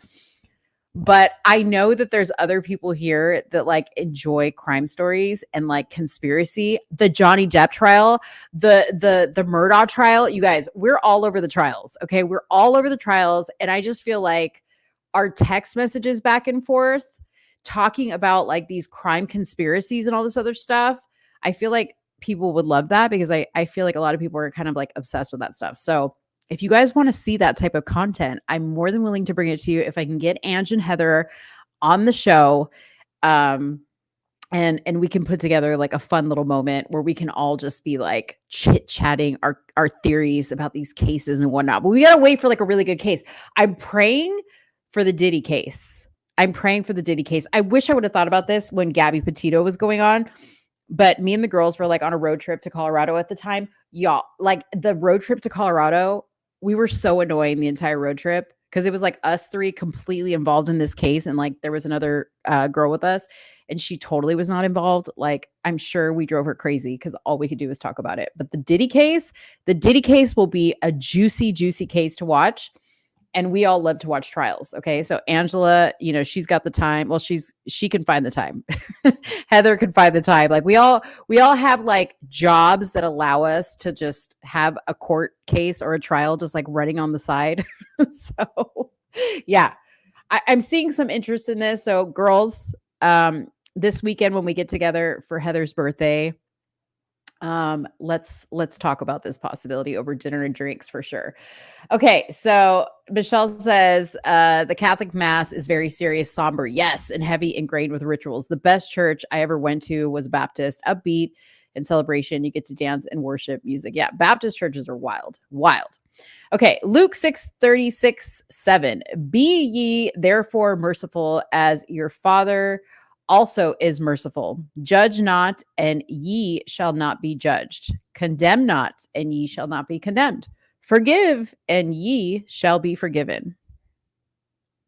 Yeah, exactly. See, I can't read the Bible with all these ye's and y'alls and all these other. I can't. That Old Testament, y'all, has me. I get lost in those words. Okay, LL, he would like crime shows. Cool. Heather and Angela clearly voted, so that's 3 votes. Michelle gave us a 1. Birdman, you watch crime shows? Okay, another 1. Cool. Oh my gosh, we have another show in the making over here. Michelle says the interesting case is going to be the one for the guy that killed the 4 college students. Can't remember his name. Yes, in Utah. Yeah. So is that case going to be televised, though, is my question. That is wild. Okay. I've been watching that. Okay. Yeah. If you don't judge on the righteousness, then yes, that applies. I love how we're going back and forth between Bible scriptures and crime shows. You guys are my people. Okay. That New Testament, y'all. Okay. Change your version, Mo. There's 7 million. Change your version. 7 million. What do you mean 7 million? What you talking about? It was King James. Oh, okay. Gotcha. Right. I need the NLV. Too many ye's and thous. Exactly. Elizabeth gave us a 1. All right, cool. It will be televised. Awesome. Okay. Encore TV. All right, cool. And yeah, it's wild. Those 4 college kids. I watched all the train stuff with Emily D. Baker. Okay, put another one in the chat if y'all watch Emily D. Baker. If you don't watch Emily D. Baker, you guys have to watch her. Like, if you don't have time to watch court cases or you need like a really good, entertaining breakdown, she is the best. Okay. Heather and Angela got me onto Emily when we were watching the Gabby Petito trial. She's awesome. Okay. She's on YouTube. She's an attorney. She does like a full breakdown. I'm pretty sure, like I'm okay, on top of being pretty much a doctor at this point with all my research on like the COVID stuff and like other things. I'm pretty close to being able to get my law degree. Just say. Thanks to Emily D. Baker. All right. Judy loves a crime TV. All right, cool. So we got Big Booty Judy. All right. Never heard of her. Oh my gosh. Law nerd for life. Okay, I'm going to show you guys. Okay. Let me open up another page really quick because I got to show you guys Emily D. Baker because I don't want you guys to miss out on this. And in preparation for our new show, ladies, Heather and Angela, what should we name our crime podcast show? Because it's going to be like nothing you guys have ever seen before. It's not like your typical crime discussion show, like where they're like going through all the facts of the case. No. We're going to be completely unhinged. Okay. We're going to be completely unhinged. There's going to be like nothing logical going on. Okay. There will be logic because we do take this very seriously, but we also tend to like really go to the wayside with our thoughts. And yeah, and I'll say this, a lot of the times we're right. I feel like Gabby Petito girls, we were like really, really close on that one. We knew something was up from the get-go. Okay, so this is the Emily D. Baker YouTube page. All right. Purple hair. She's not hard to find. Emily D. Baker. Okay. She does all the breakdowns. Amazing. Totally recommend her. Okay. Let me just really quick on these comments. You guys are killing me. And you're a neuropath for your. Oh yeah. My research on glycerin. I'm like literally. Is that what it is? A naturopath. A naturopath. Whatever it is. I am a dermatologist. Okay. Like I am all the things that I am obsessed with because I literally go down the rabbit hole. Okay. I have a long list of shows I watch. So many out there. Birdman, we may need you as a co-host eventually. I don't know. Okay, the anti-conspiracy theorist. Duh, that's the name of our chat group right now. That is okay. That's the other thing is we create a chat group. Whatever conspiracy or crime we're obsessed with at the moment, we will create a chat group in our phones and we name it after that. So right now our chat group is the anti-conspiracy theorist. So maybe that's going to be the name of our show. Crime Viewpoint with Mo and Friends. But I don't want this to be all me. Like this is truly going to be like a three person run show. There's going to be like no main person on this show. It's all of us. We're all crazy. All right. Last comment I'm going to talk about, and then we're going to move on to Kathy Griffin. Be unhinged as long as you don't play the audio of Sean Combs and Meek Mill. Oh my gosh. Yo, like that audio ruined me for life. Okay. When I say I came across it and there's like no warm up, like there's no transition into what you hear. It was the most traumatizing thing. If you guys don't know what I'm talking about, there is literally a video, an audio video, sorry, not a video, but an audio that is allegedly Meek Mill getting it from behind from Diddy. And he's like screaming out for his life. It is traumatizing. Okay. Okay, so let's talk about Kathy Griffin. Okay, so she is apparently like back in business with a new stand-up tour, and I think she's writing a book. Anyways, I'm not going to give this much time, but I just want you guys to hear a little bit of this because she is completely unhinged and crazy. And if you guys hear her voice, she's going to explain why her voice doesn't sound right.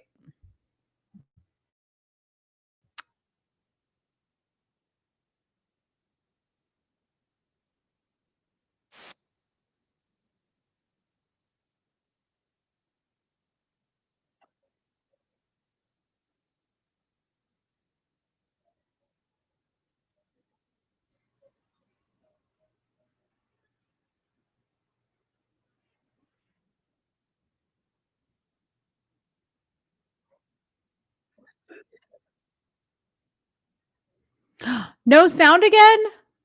Damn it. Well, at least I didn't get through the whole video. Okay, hold on. Just hold on.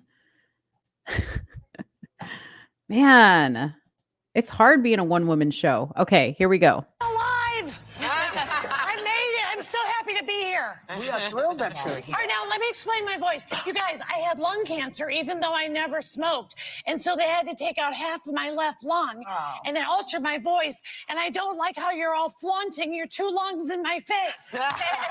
What? She had lung cancer? Like we didn't even know about this. Like when did she have lung cancer? She had lung cancer and they removed a lung. We heard nothing about it. I heard nothing about it. Well, I'll do something different now. I got a half a lung on my left side. Can you believe that? Well, so that you can live with a half a lung. Yes, I'm at the face of the 1.5 lunged community. I've been through hell and back, people. Hell and back. No, that's right. But you are back, and that's what's important. This is your first tour in 6 years. 6 years I was out of work because of that. She's talking about Trump. There, I said what it was. All about a picture. A picture I took. Making fun of the president, which you're supposed to do as a comic. Okay, so I agree. As a comic, I think they're like I'm pro comedians saying whatever they want to say. Like if the First Amendment applies to anybody, it should always be comedians because I love when comedians make fun of all the presidents, no matter who the president is. But what she got in trouble for was holding up a severed bloody head of the president of the United States. Like that goes beyond comedy in my mind. So you're feeling pretty good about being back. It's a new groove, and you also have an announcement. I do. Tell. So I'm on a 40-city tour, but today I'm adding 8 more cities, and the pre-sale code is all capitals PTSD, and one of the shows is at Carnegie Hall. Like, do you guys see what I see? Like, she's literally crazy. The coupon code is PTSD. Like, what? Heather says the woman on The View slammed her so hard for that photo. I'm going to find that. Wow.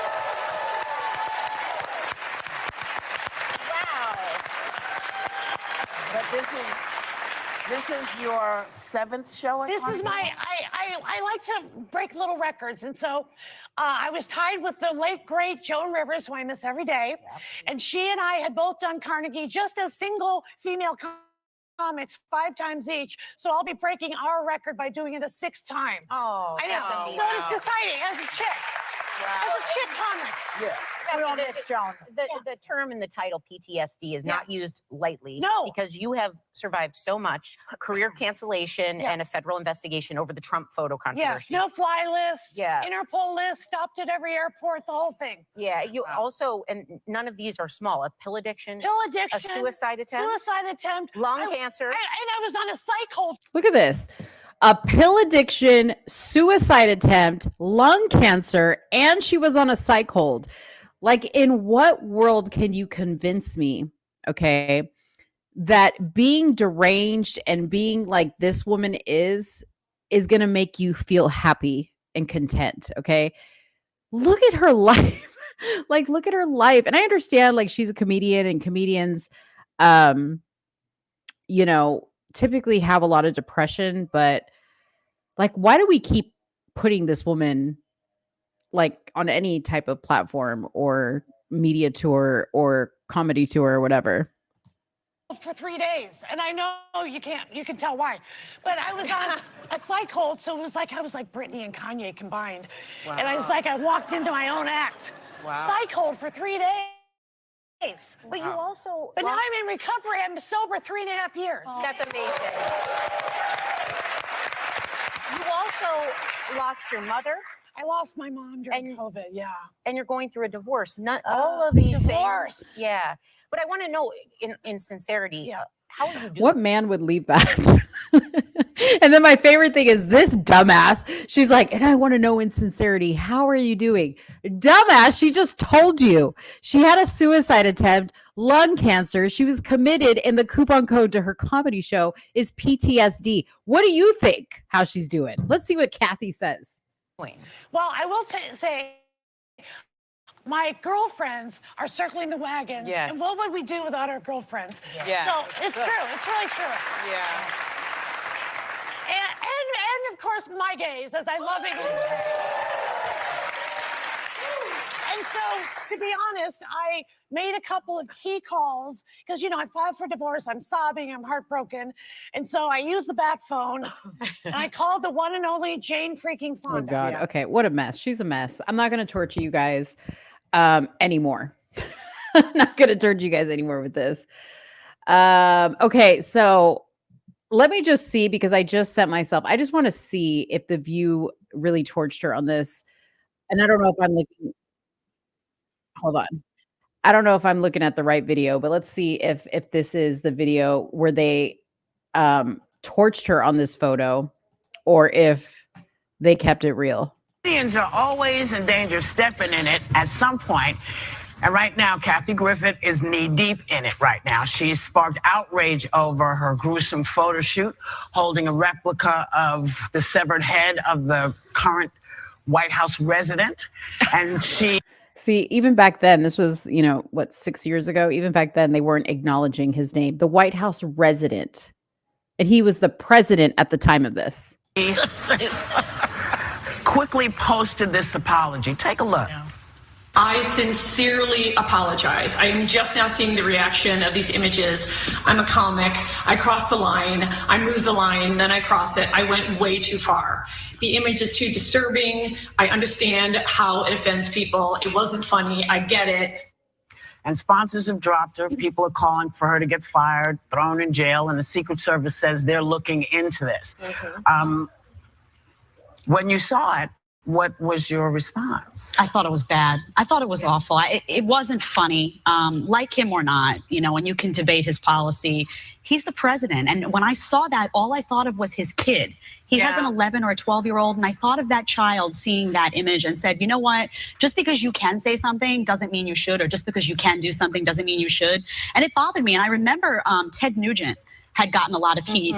He had said back in 2012, if Barack Obama becomes the next president in November, again, I will either be dead or in jail by this time next year. And when I heard that, I was equally sick to get heat because this president invited him to the White House. But the Secret Service went and checked him out. The Secret Service did their job, and I get it, because this is, like him or not, you can't do this stuff with a sitting president. And where is this woman now? The woman that's talking, I don't even know who she is. Where is this woman? They should bring her back in place of the other knucklehead that they have on The View there that's representing conservatives. You shouldn't. I mean, he's the president. He's a human. I think the point is that's an image that doesn't make anyone sit comfortably. And the fact that it's a reference to beheading, considering the times we've been in and what that symbolizes in our country, how we've dealt with that blow, that image specifically gives people a visceral reaction. So it takes you out, and it was crazy. I mean, I was emailing Whoopi most of the night because I was thinking, is this some kind of weird performance art thing that I just don't get? I'm so offended by it. It's so vile and foul. Maybe it's funny and I just don't get it. And what did I write you back? You said it's just not funny. Well, that's you know what's interesting about this is I'm probably going to go back and like research what The View says. Like whatever I'm watching, I'm going to see what they said before, if it's something that existed before, because it is so interesting to see how they have changed their tune. Now, do you think that their opinion changed, or do you think they were told to change their tune? Right? Like, it's funny. Like, I wish somebody would come on the show and be like, well, you said this before. Like, what has made it different? Let's watch a couple more minutes because I'm very intrigued by this. And then have you noticed? Like, they're all like a good 10 pounds. Well, Whoopi's probably a good 20, 30 pounds, but they're all a good 10 pounds heavier, okay, than what they are now. A lot of them are like super, super skinny. I'm just like intrigued by that. The blonde, she's an idiot, okay? She like sings such a completely different tune now. Like, it is disgusting, her opinions on some stuff. Oh, and the other chick is on Valuetainment, C. Veal says. Not funny. It's not funny.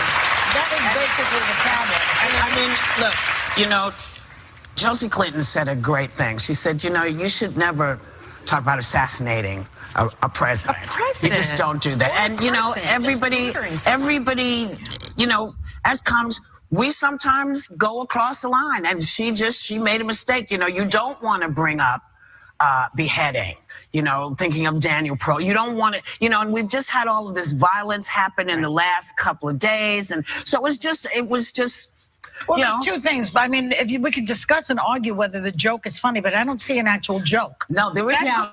I thought it was I didn't get it. Kathy even admitted that it That's wasn't not funny. funny. It's not funny. But, you know, Trump insinuated violence against Hillary at a rally one time, if you recall. He said if she gets to pick her judges, nothing you can do. Although the Second Amendment people, maybe there is, I don't know, implying that, you know, someone will shoot Hillary. And so when you talk about the children being upset, well, Chelsea Clinton, who's coming on the show today, that was a little scary for her, too. Just isn't funny. So, you know, and I think that the fact that Kathy is well known, people are probably putting images like this all over the place. They hang you in effigy, but because she's famous, it will hang around for a while. But I don't think it's helping her career in the least. That's the question. Like, we've had this loss of civility in our You know what? our She society. she thought she had the audience for it. And what she discovered is it's not there. No one wants to see this. You can be as mad at him as you want to. You can say stuff about him. You can do all kinds of stuff. Nobody wants to see this. It wasn't funny. It didn't work. And she's going to now deal with the consequences. But is it career ending? I mean, that was my question last night. I don't know what ends a career anymore. I've had so many. Anyways, well, you know, for once in my life, I'm going to give a clap to Joy with the red hair. She's probably the only one that seems pretty consistent with her views that she still has today. So everybody else is faker than a $3 bill. Okay. They're all fake, bought and paid for. Oh, okay. And I am seeing all y'all's comments in here about Barbara Walters. And yeah, that's really when that show kind of took like a dive, is when Barbara left, because it was a completely different show. And I think Whoopi and Joy were the two that still remain from the Barbara Walters era of the show.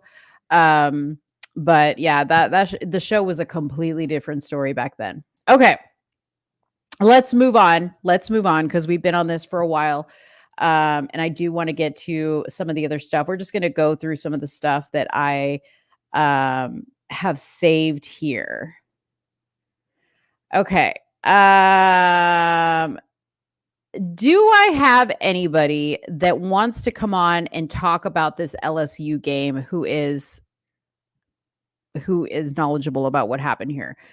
In the meantime, I am going to show a video from the game, but obviously I probably won't go much farther than that if I don't have anybody to talk sports with me. So here we go. Just making sure I have audio. Okay, let me set this up. Okay, so this was the Iowa and LSU game, and supposedly, so there's in the distance on the other side of the court, there is a player, and I don't think we know who the player is. At least I don't know. They walked out during the national anthem. That's what the headlines were saying. Okay, so let's play this.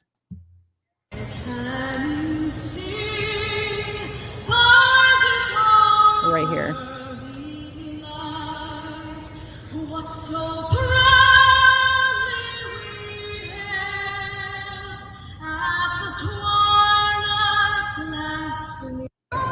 Okay, so you guys saw that as a very like tiny glimpse of somebody walking out. Okay, then there was this highlight. Okay. Steal. Here is Reese. Reese leans in, and that's a charge. And number 5 on Angel Reese. Steal. Here is Reese. Reese leans in, and that's a charge. And number 5 on Angel Reese. All right, we got Marland is here to save me. Okay, tell me about this. What it is that when they did the national anthem, it looked like they had walked out. Like it was about a respect thing as far as if the Ohio people can do it, they can do it too. But apparently, they mysteriously went to the locker room and and didn't know that was going on, which I feel like that's a lie. But yeah, I saw the coach say something like, "Oh, she's like, I wasn't even aware." The lady in the green suit, she said, "I wasn't even aware that the national anthem was playing," which is weird. Yeah, that's very Like weird. everybody knows when the national anthem plays, the team, the coaches, because you're supposed to stop what you're doing and you're supposed to acknowledge that. Either stand how Ohio stood like in a line. That's how they always do it at basketball games when it comes to the national anthem. And do they know why she was walking out? Like, was there a different reason? Like, did she have something happen that she had to? I mean, was there anything answered about why this person, I don't even know who it was that was walking out? It looked like it was all the team. It wasn't none of them out there. Mm. And they all went to the locker room, which, like I said, I feel like they knew what was going on and decided to not stand for the anthem, which I feel like is disrespectful. Yeah. In so many ways. Yeah. Okay. So that's okay. So thanks for explaining that. Okay. So then, because we're none of them out there. Yeah. Okay. I didn't see that all the team was missing. I thought it was just that one person. So it was the entire team. So that's even makes it even more whack that the coach came out and said, "I don't know what you're talking about. I didn't even know the national anthem was playing." Like you should know where your team is, you know? And they do. Yeah. Checkers says national anthems are announced. They do it. Now everybody stand for the national anthem. That's so what got me about Angel Reese's after the game, after they had lost, she went and spoke. What they call? I think the conference. They speak after the game. Yeah. And what got me is how she was talking about she been overly criticized since she won the championship last year. Mm-hmm. She been sexualized. She been getting death threats and all of that. But I'm like, why now? Why say that now? So that makes sense to me on that point. Yeah, I'm gonna play that. I have that clip, and I know, like it's kind of like with the Lizzo thing. I kind of agree with her that she's been taking a lot of heat, right? Because ever since they came out and they said, "Oh my God, P's here." See, P should come on because he's my resident sport expert and he watched this. Okay, he watched this game, but I know that she's been taking a lot of heat ever since that one game, like where they said that she was like making some type of like offensive hand gesture. Yeah, and that was against her, Caitlin Clark. That's who that was against. That was against her. Right. So like that was made a big deal of, right? When, Soonie and I talked about it, I was like, it's sports, like they don't have this. Yeah, they don't have the same energy like when it's like the guys playing, but all of a sudden, they're saying that Angel is ghetto and this, that, and the other, right? So I understand that she has been taking a lot of heat. I also commented on that, like just I didn't feel it was ratchet on her part, but she did like a spread in Sports Illustrated, and I noticed right there with the overly sexualized thing. I'm like, yes, sexualize yourself. Well, and that's what I said too, is I was like, your people should have been bargaining for you in that deal because like I noticed like her makeup wasn't to the standard that I normally see people in Sports Illustrated, right? Like her hair wasn't to that standard. So I kind of feel like because she's a young college player, she's not some big time celebrity or some model, that they kind of like just threw like the bottom of the barrel offer to her and be like, hey, you're a hot topic. We want to put you in the magazine. And yes, she allowed that, but you have to kind of take into account that this is a young girl, she's in college, and these deals are how they make their money. Granted, she's a millionaire, I think, by this point. So okay. So let me also play the press conference on what she said because I have I have that clip too. Okay, and I'm gonna tell you something afterwards. Okay. Oh, is this not the audio? I don't really get to stand up for myself.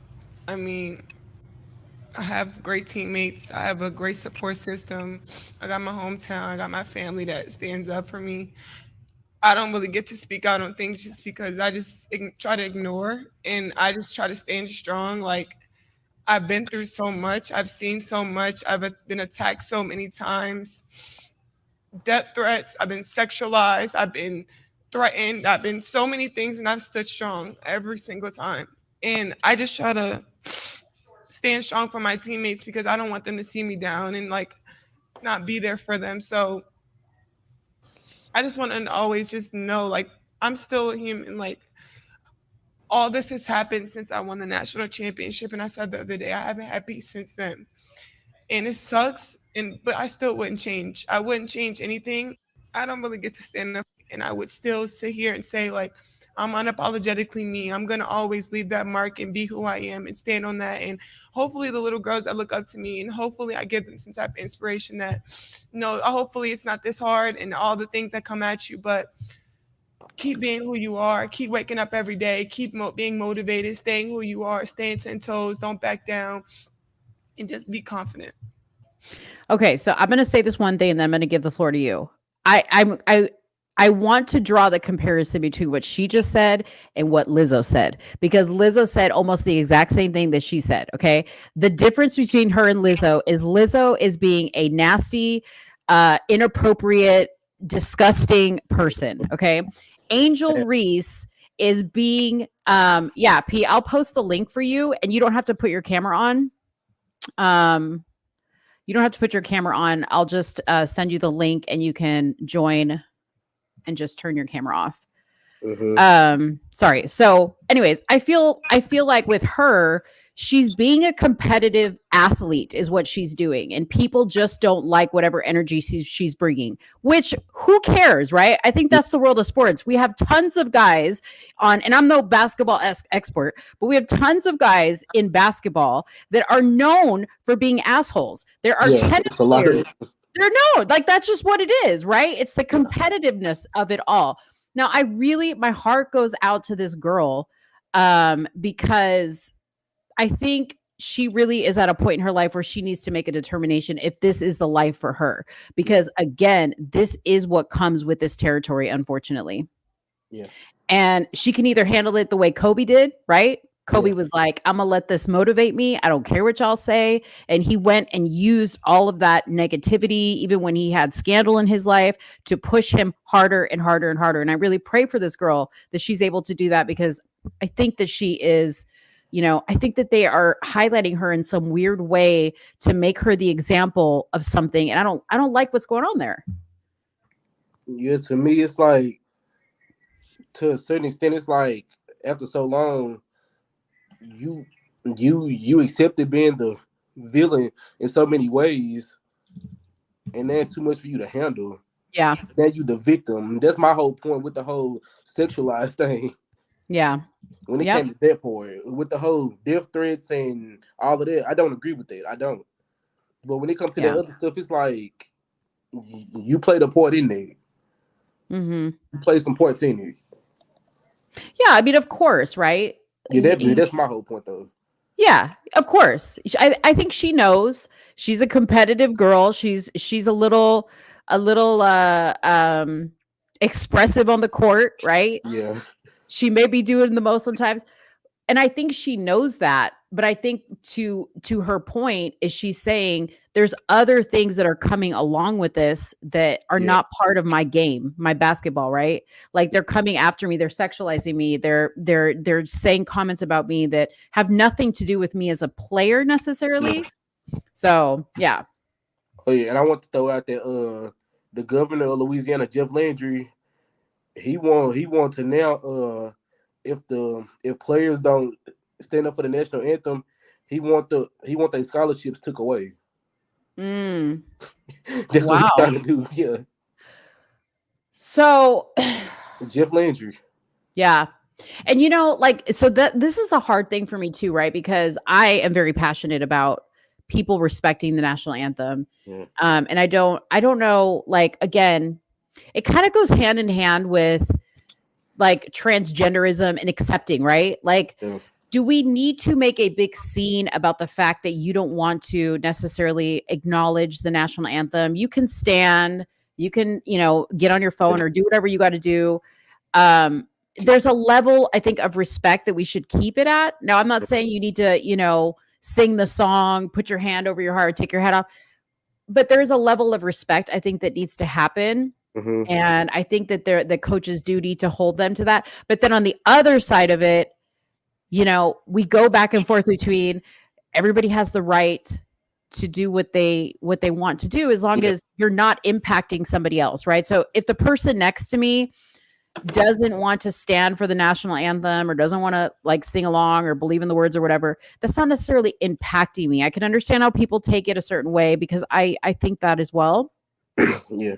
But yeah. Oh yeah, he put on his Twitter. He put this on his Twitter. He put that my mother coached women's high school basketball during the height of desegregation. No one has a greater respect for the sport and for Coach Kim Moki, I think that's her name. However, above respect for that game is a deeper respect for those that serve to protect us and unite us under one flag. It is time that all college boards, including Regent, put a policy in place that student athletes be present for the national anthem or risk their athletic scholarship. This is a matter of respect that all college coaches should instill. And that was who that said that? Jeff Landry on his Twitter. Oh, that's his tweet. Okay. Yeah, he said that at 9:00 this morning. So P couldn't come on because he's in the gym, but he says to what Jeff Landry said, that's not going to happen. He says it's all about the money. It's all about the money. Collegiate sports is now $1 billion business. Yeah, because he posted that and he got a few quotes though of people saying some stuff. So do you think it's going to happen? Do you think they're going to make that happen? That they're going to be able to deny kids their scholarship? No, I don't. But the way stuff is now, how you can just pass stuff and people all of a sudden agree with it, I wouldn't be surprised. I mean, as a coach of a football team, like when I think about coaches like Deion Sanders, right? Like he has a specific standard that he wants his players to meet. He wants them to dress a certain way, no hats, no wife beaters, right? Yeah. If he's able to enforce that. Now, I don't know if he's taking away scholarships, but I know he sure is kicking people off the team left and right when they don't, go along with that. So I don't see why another coach couldn't say, hey, it's the policy of my team that this is how we're going to behave. Yeah. I don't know, P. I don't know. All right. Birdman says, but we serve for the right to decide whether you want to or not. First Amendment applies here too. Again, it may seem disrespectful, but I fight for people's rights to do as they wish during the anthem. Yeah, agree. Jeff Landry done passed a lot of stuff. Tough on crime bills and all that. Wow. Yeah. Wow. All right. Trying to, I think, eliminate parole, all that. Wow. And he's the governor of what state? Louisiana. Oh, okay. Yeah, Louisiana. It used to be John Bell Edwards, but he was a Democrat though. Yeah. I didn't know that guy. Jeff Landry. He was the attorney general for like 6 or 7 years, I think. Yeah. 7 years. Okay, while we're on the subject of sports. Oh God. P- Oh God. P says I need a call-in. P, I don't have a call-in number. I'm telling you, you click on that link on your phone and you could come on just voice. It's the same thing. Is this okay? I don't know who this is, okay? But there's a video with this, okay? So this is Duke basketball player star Jared McCain. He inked a deal with beauty brand Sally Henson, who makes the nail polish that you see on his fingertips, because he likes to paint his nails, okay? Let's listen to what Jared has to say. So I'm in the middle of painting my nails right now, and I just did this side white, and I'm gonna do this side blue. And I thought I'd just talk to you guys a little bit about why. Going the Duke blue as usual. Just do some self-care time. I think everybody should do some self-care for themselves. For me, it's nail painting. I'm sorry if that offends any of you guys. My favorite nail polish to use though is the Sally Hansen Insta Dry, because it only takes 60 seconds to dry. Not my best job, but not my worst. While they dry, it only takes 60 seconds. I'm gonna tell you guys why I paint my nails. There's really no crazy reason to it. It helps me not bite my nails. I went into a salon one time and I decided to pick out a color, and I thought it looked nice. I know a lot of people disagree, a lot of people don't like it, but I'm just gonna be myself and do what I think looks nice. One of the reasons why I kept painting my nails is I had a game after I painted my nails, and I ended up playing really well. So, I'm not crazy superstitious, but if I thought it looked nice, I thought it helped me play better, and so far it's worked. So I'm gonna just keep doing it, I guess. And just like that, the nails are done. So I'm in the middle. All right. What are your thoughts? Gay. That's all I gotta say. Gay? That's all I gotta say. Yeah, CBL said beta. That's exactly what he is. So a lot of people, and when I say people, I mean women, in the comments are saying, this is crazy. This woman said, showing this to my 5-year-old boy who was recently bullied on the school bus for having painted nails, and now he won't paint them again because he's so ashamed. Another woman said, I wish y'all understood the joy I feel inside seeing men be themselves. Straight, gay, bi, pan, cis, trans, non-binary, doesn't matter. Men deserve authenticity and autonomy. And people don't want to believe me when I say women is the alphabet community biggest supporter. They are. Yeah. Women are. Yeah. And you know, this young man, I think he was trying to make it clear he's not gay. He's just basically saying that he likes to paint his nails. However, I feel like and when I say they, the people, the powers that be that like to push these agendas are going to use this young man to push this message, right? Like what he's kind of describing as, oh, this is kind of like a game ritual, right? Like Dennis Rodman did it. He was weird.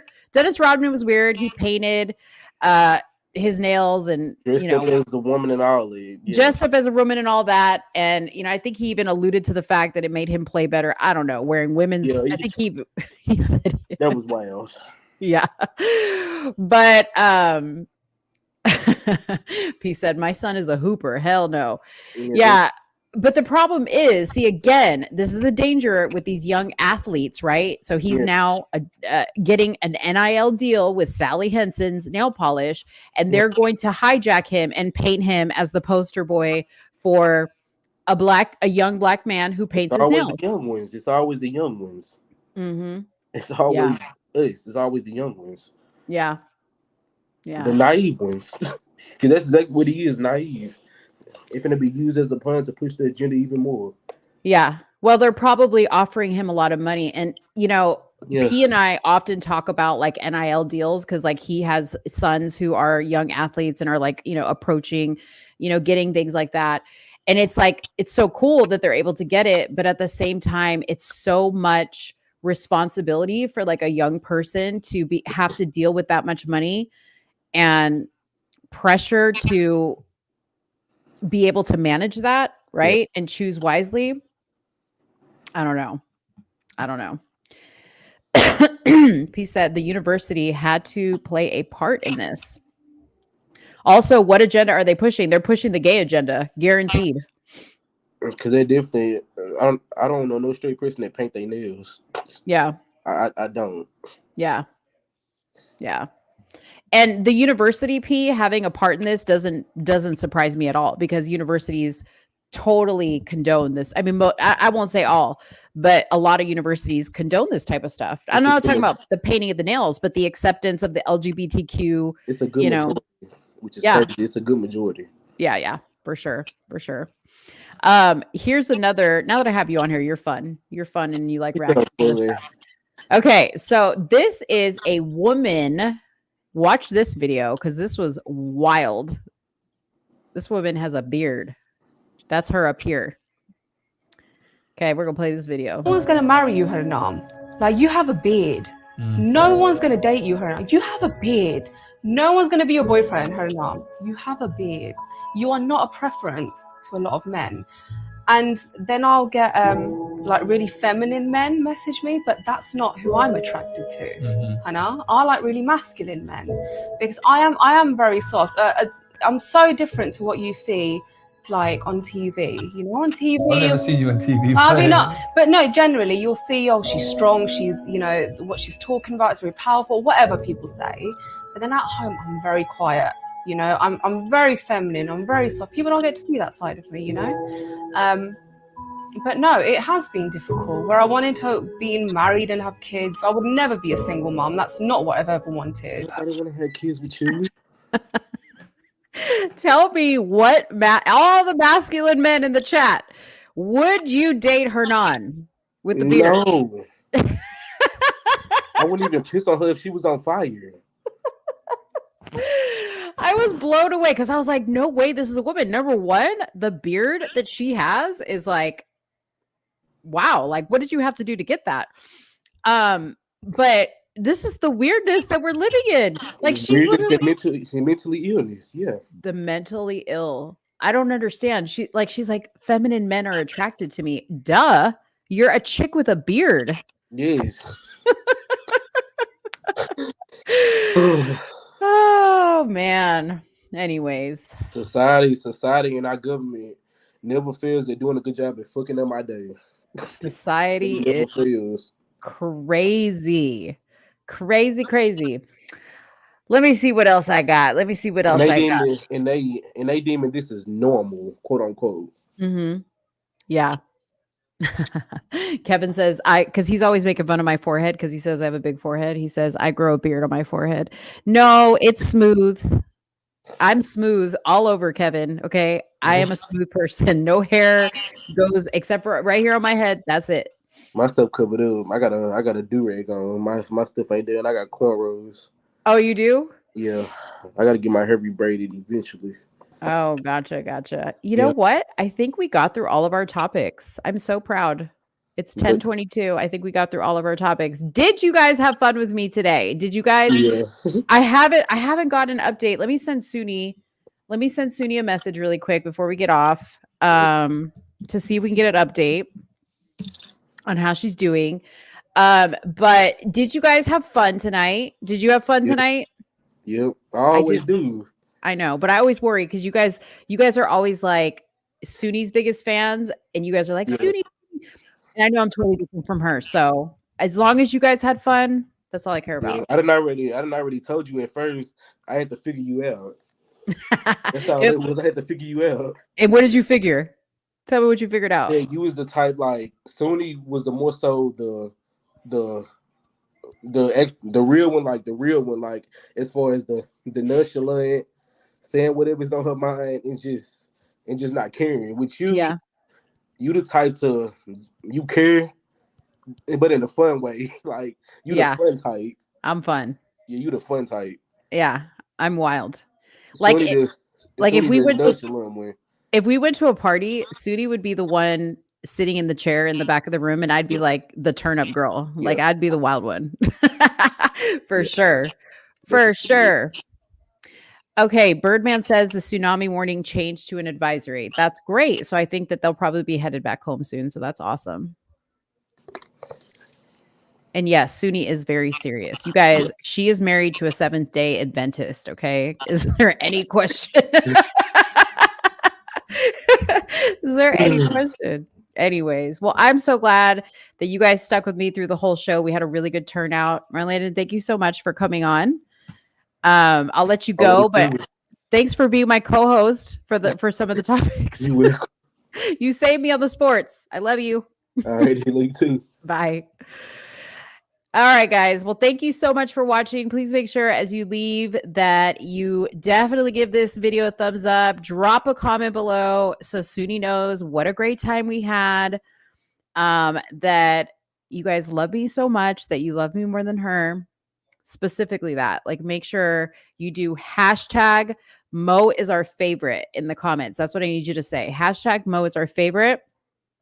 And let her know that I was the best. And then I will keep you guys up to date about a crime show with me, Heather, and Angela. So this is going to be a new spinoff show that I'm going to do on my channel only. Let's Talk Darling, because Soonie's going to want probably nothing to do with this.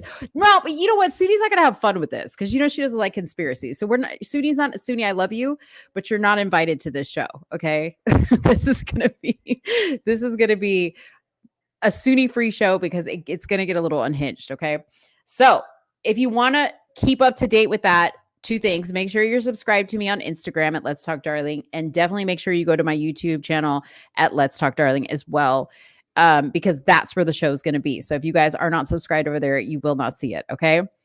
Birdman says, hashtag love you both. Thank you. I love you too. Michelle says, I held my own. Thank you. You guys, back in the day, I used to do my own show. So it's nothing new, but it's a lot to do like all these topics when you're used to doing them, and the show's called Somewhere in the Middle, and you have to have somebody that's on the other side of you. It's a different story. Okay. So thank you so much for the kind words. I love you guys. Have a good night. Let's continue to pray for Soonie that there are no more earthquakes, no aftershocks, no tsunamis, no more warnings. You guys all have a great day. Oh, I know we didn't get to the solar eclipse conspiracy. Okay. But we'll talk about it on Friday. But in preparation for Friday, definitely drop a comment below if you have had weird stuff happen leading up to this eclipse, because I've definitely had some weird stuff. Okay. And I want to know if you guys have had some weird stuff. Thank you, Heather. I love you too. We'll see you. I'll see you on Saturday, girl. Party, party, party. We're going to do shots. Okay. Just know we're going to do shots. Anyways, drop a comment below and let me know like what weird stuff you've been experiencing that you think might be related to this upcoming solar eclipse, and then we'll talk about it on Friday. And compare our notes, because that will be a good close before the weekend going into solar eclipse time, because Friday will be, if what they say is really happening, Friday will be our last show. Not to be doom and gloom, but we got to prepare. Okay. So be here Friday, be on time, and Soonie will be back. I think hopefully Jerron will be back. You guys, sorry that Jerron has been missing from the last couple shows. Just understand his wife is about to probably have a baby soon. She's nearing the end of her pregnancy. So she is very, very, probably uncomfortable and wants to be with her husband and wants him, to lay around and watch shows and eat food with her. Totally understandable. So he will join us when he can. So we hope to see him on Friday. All right, guys, have a good night. I love you guys so much for watching, and I'll see you later. Bye.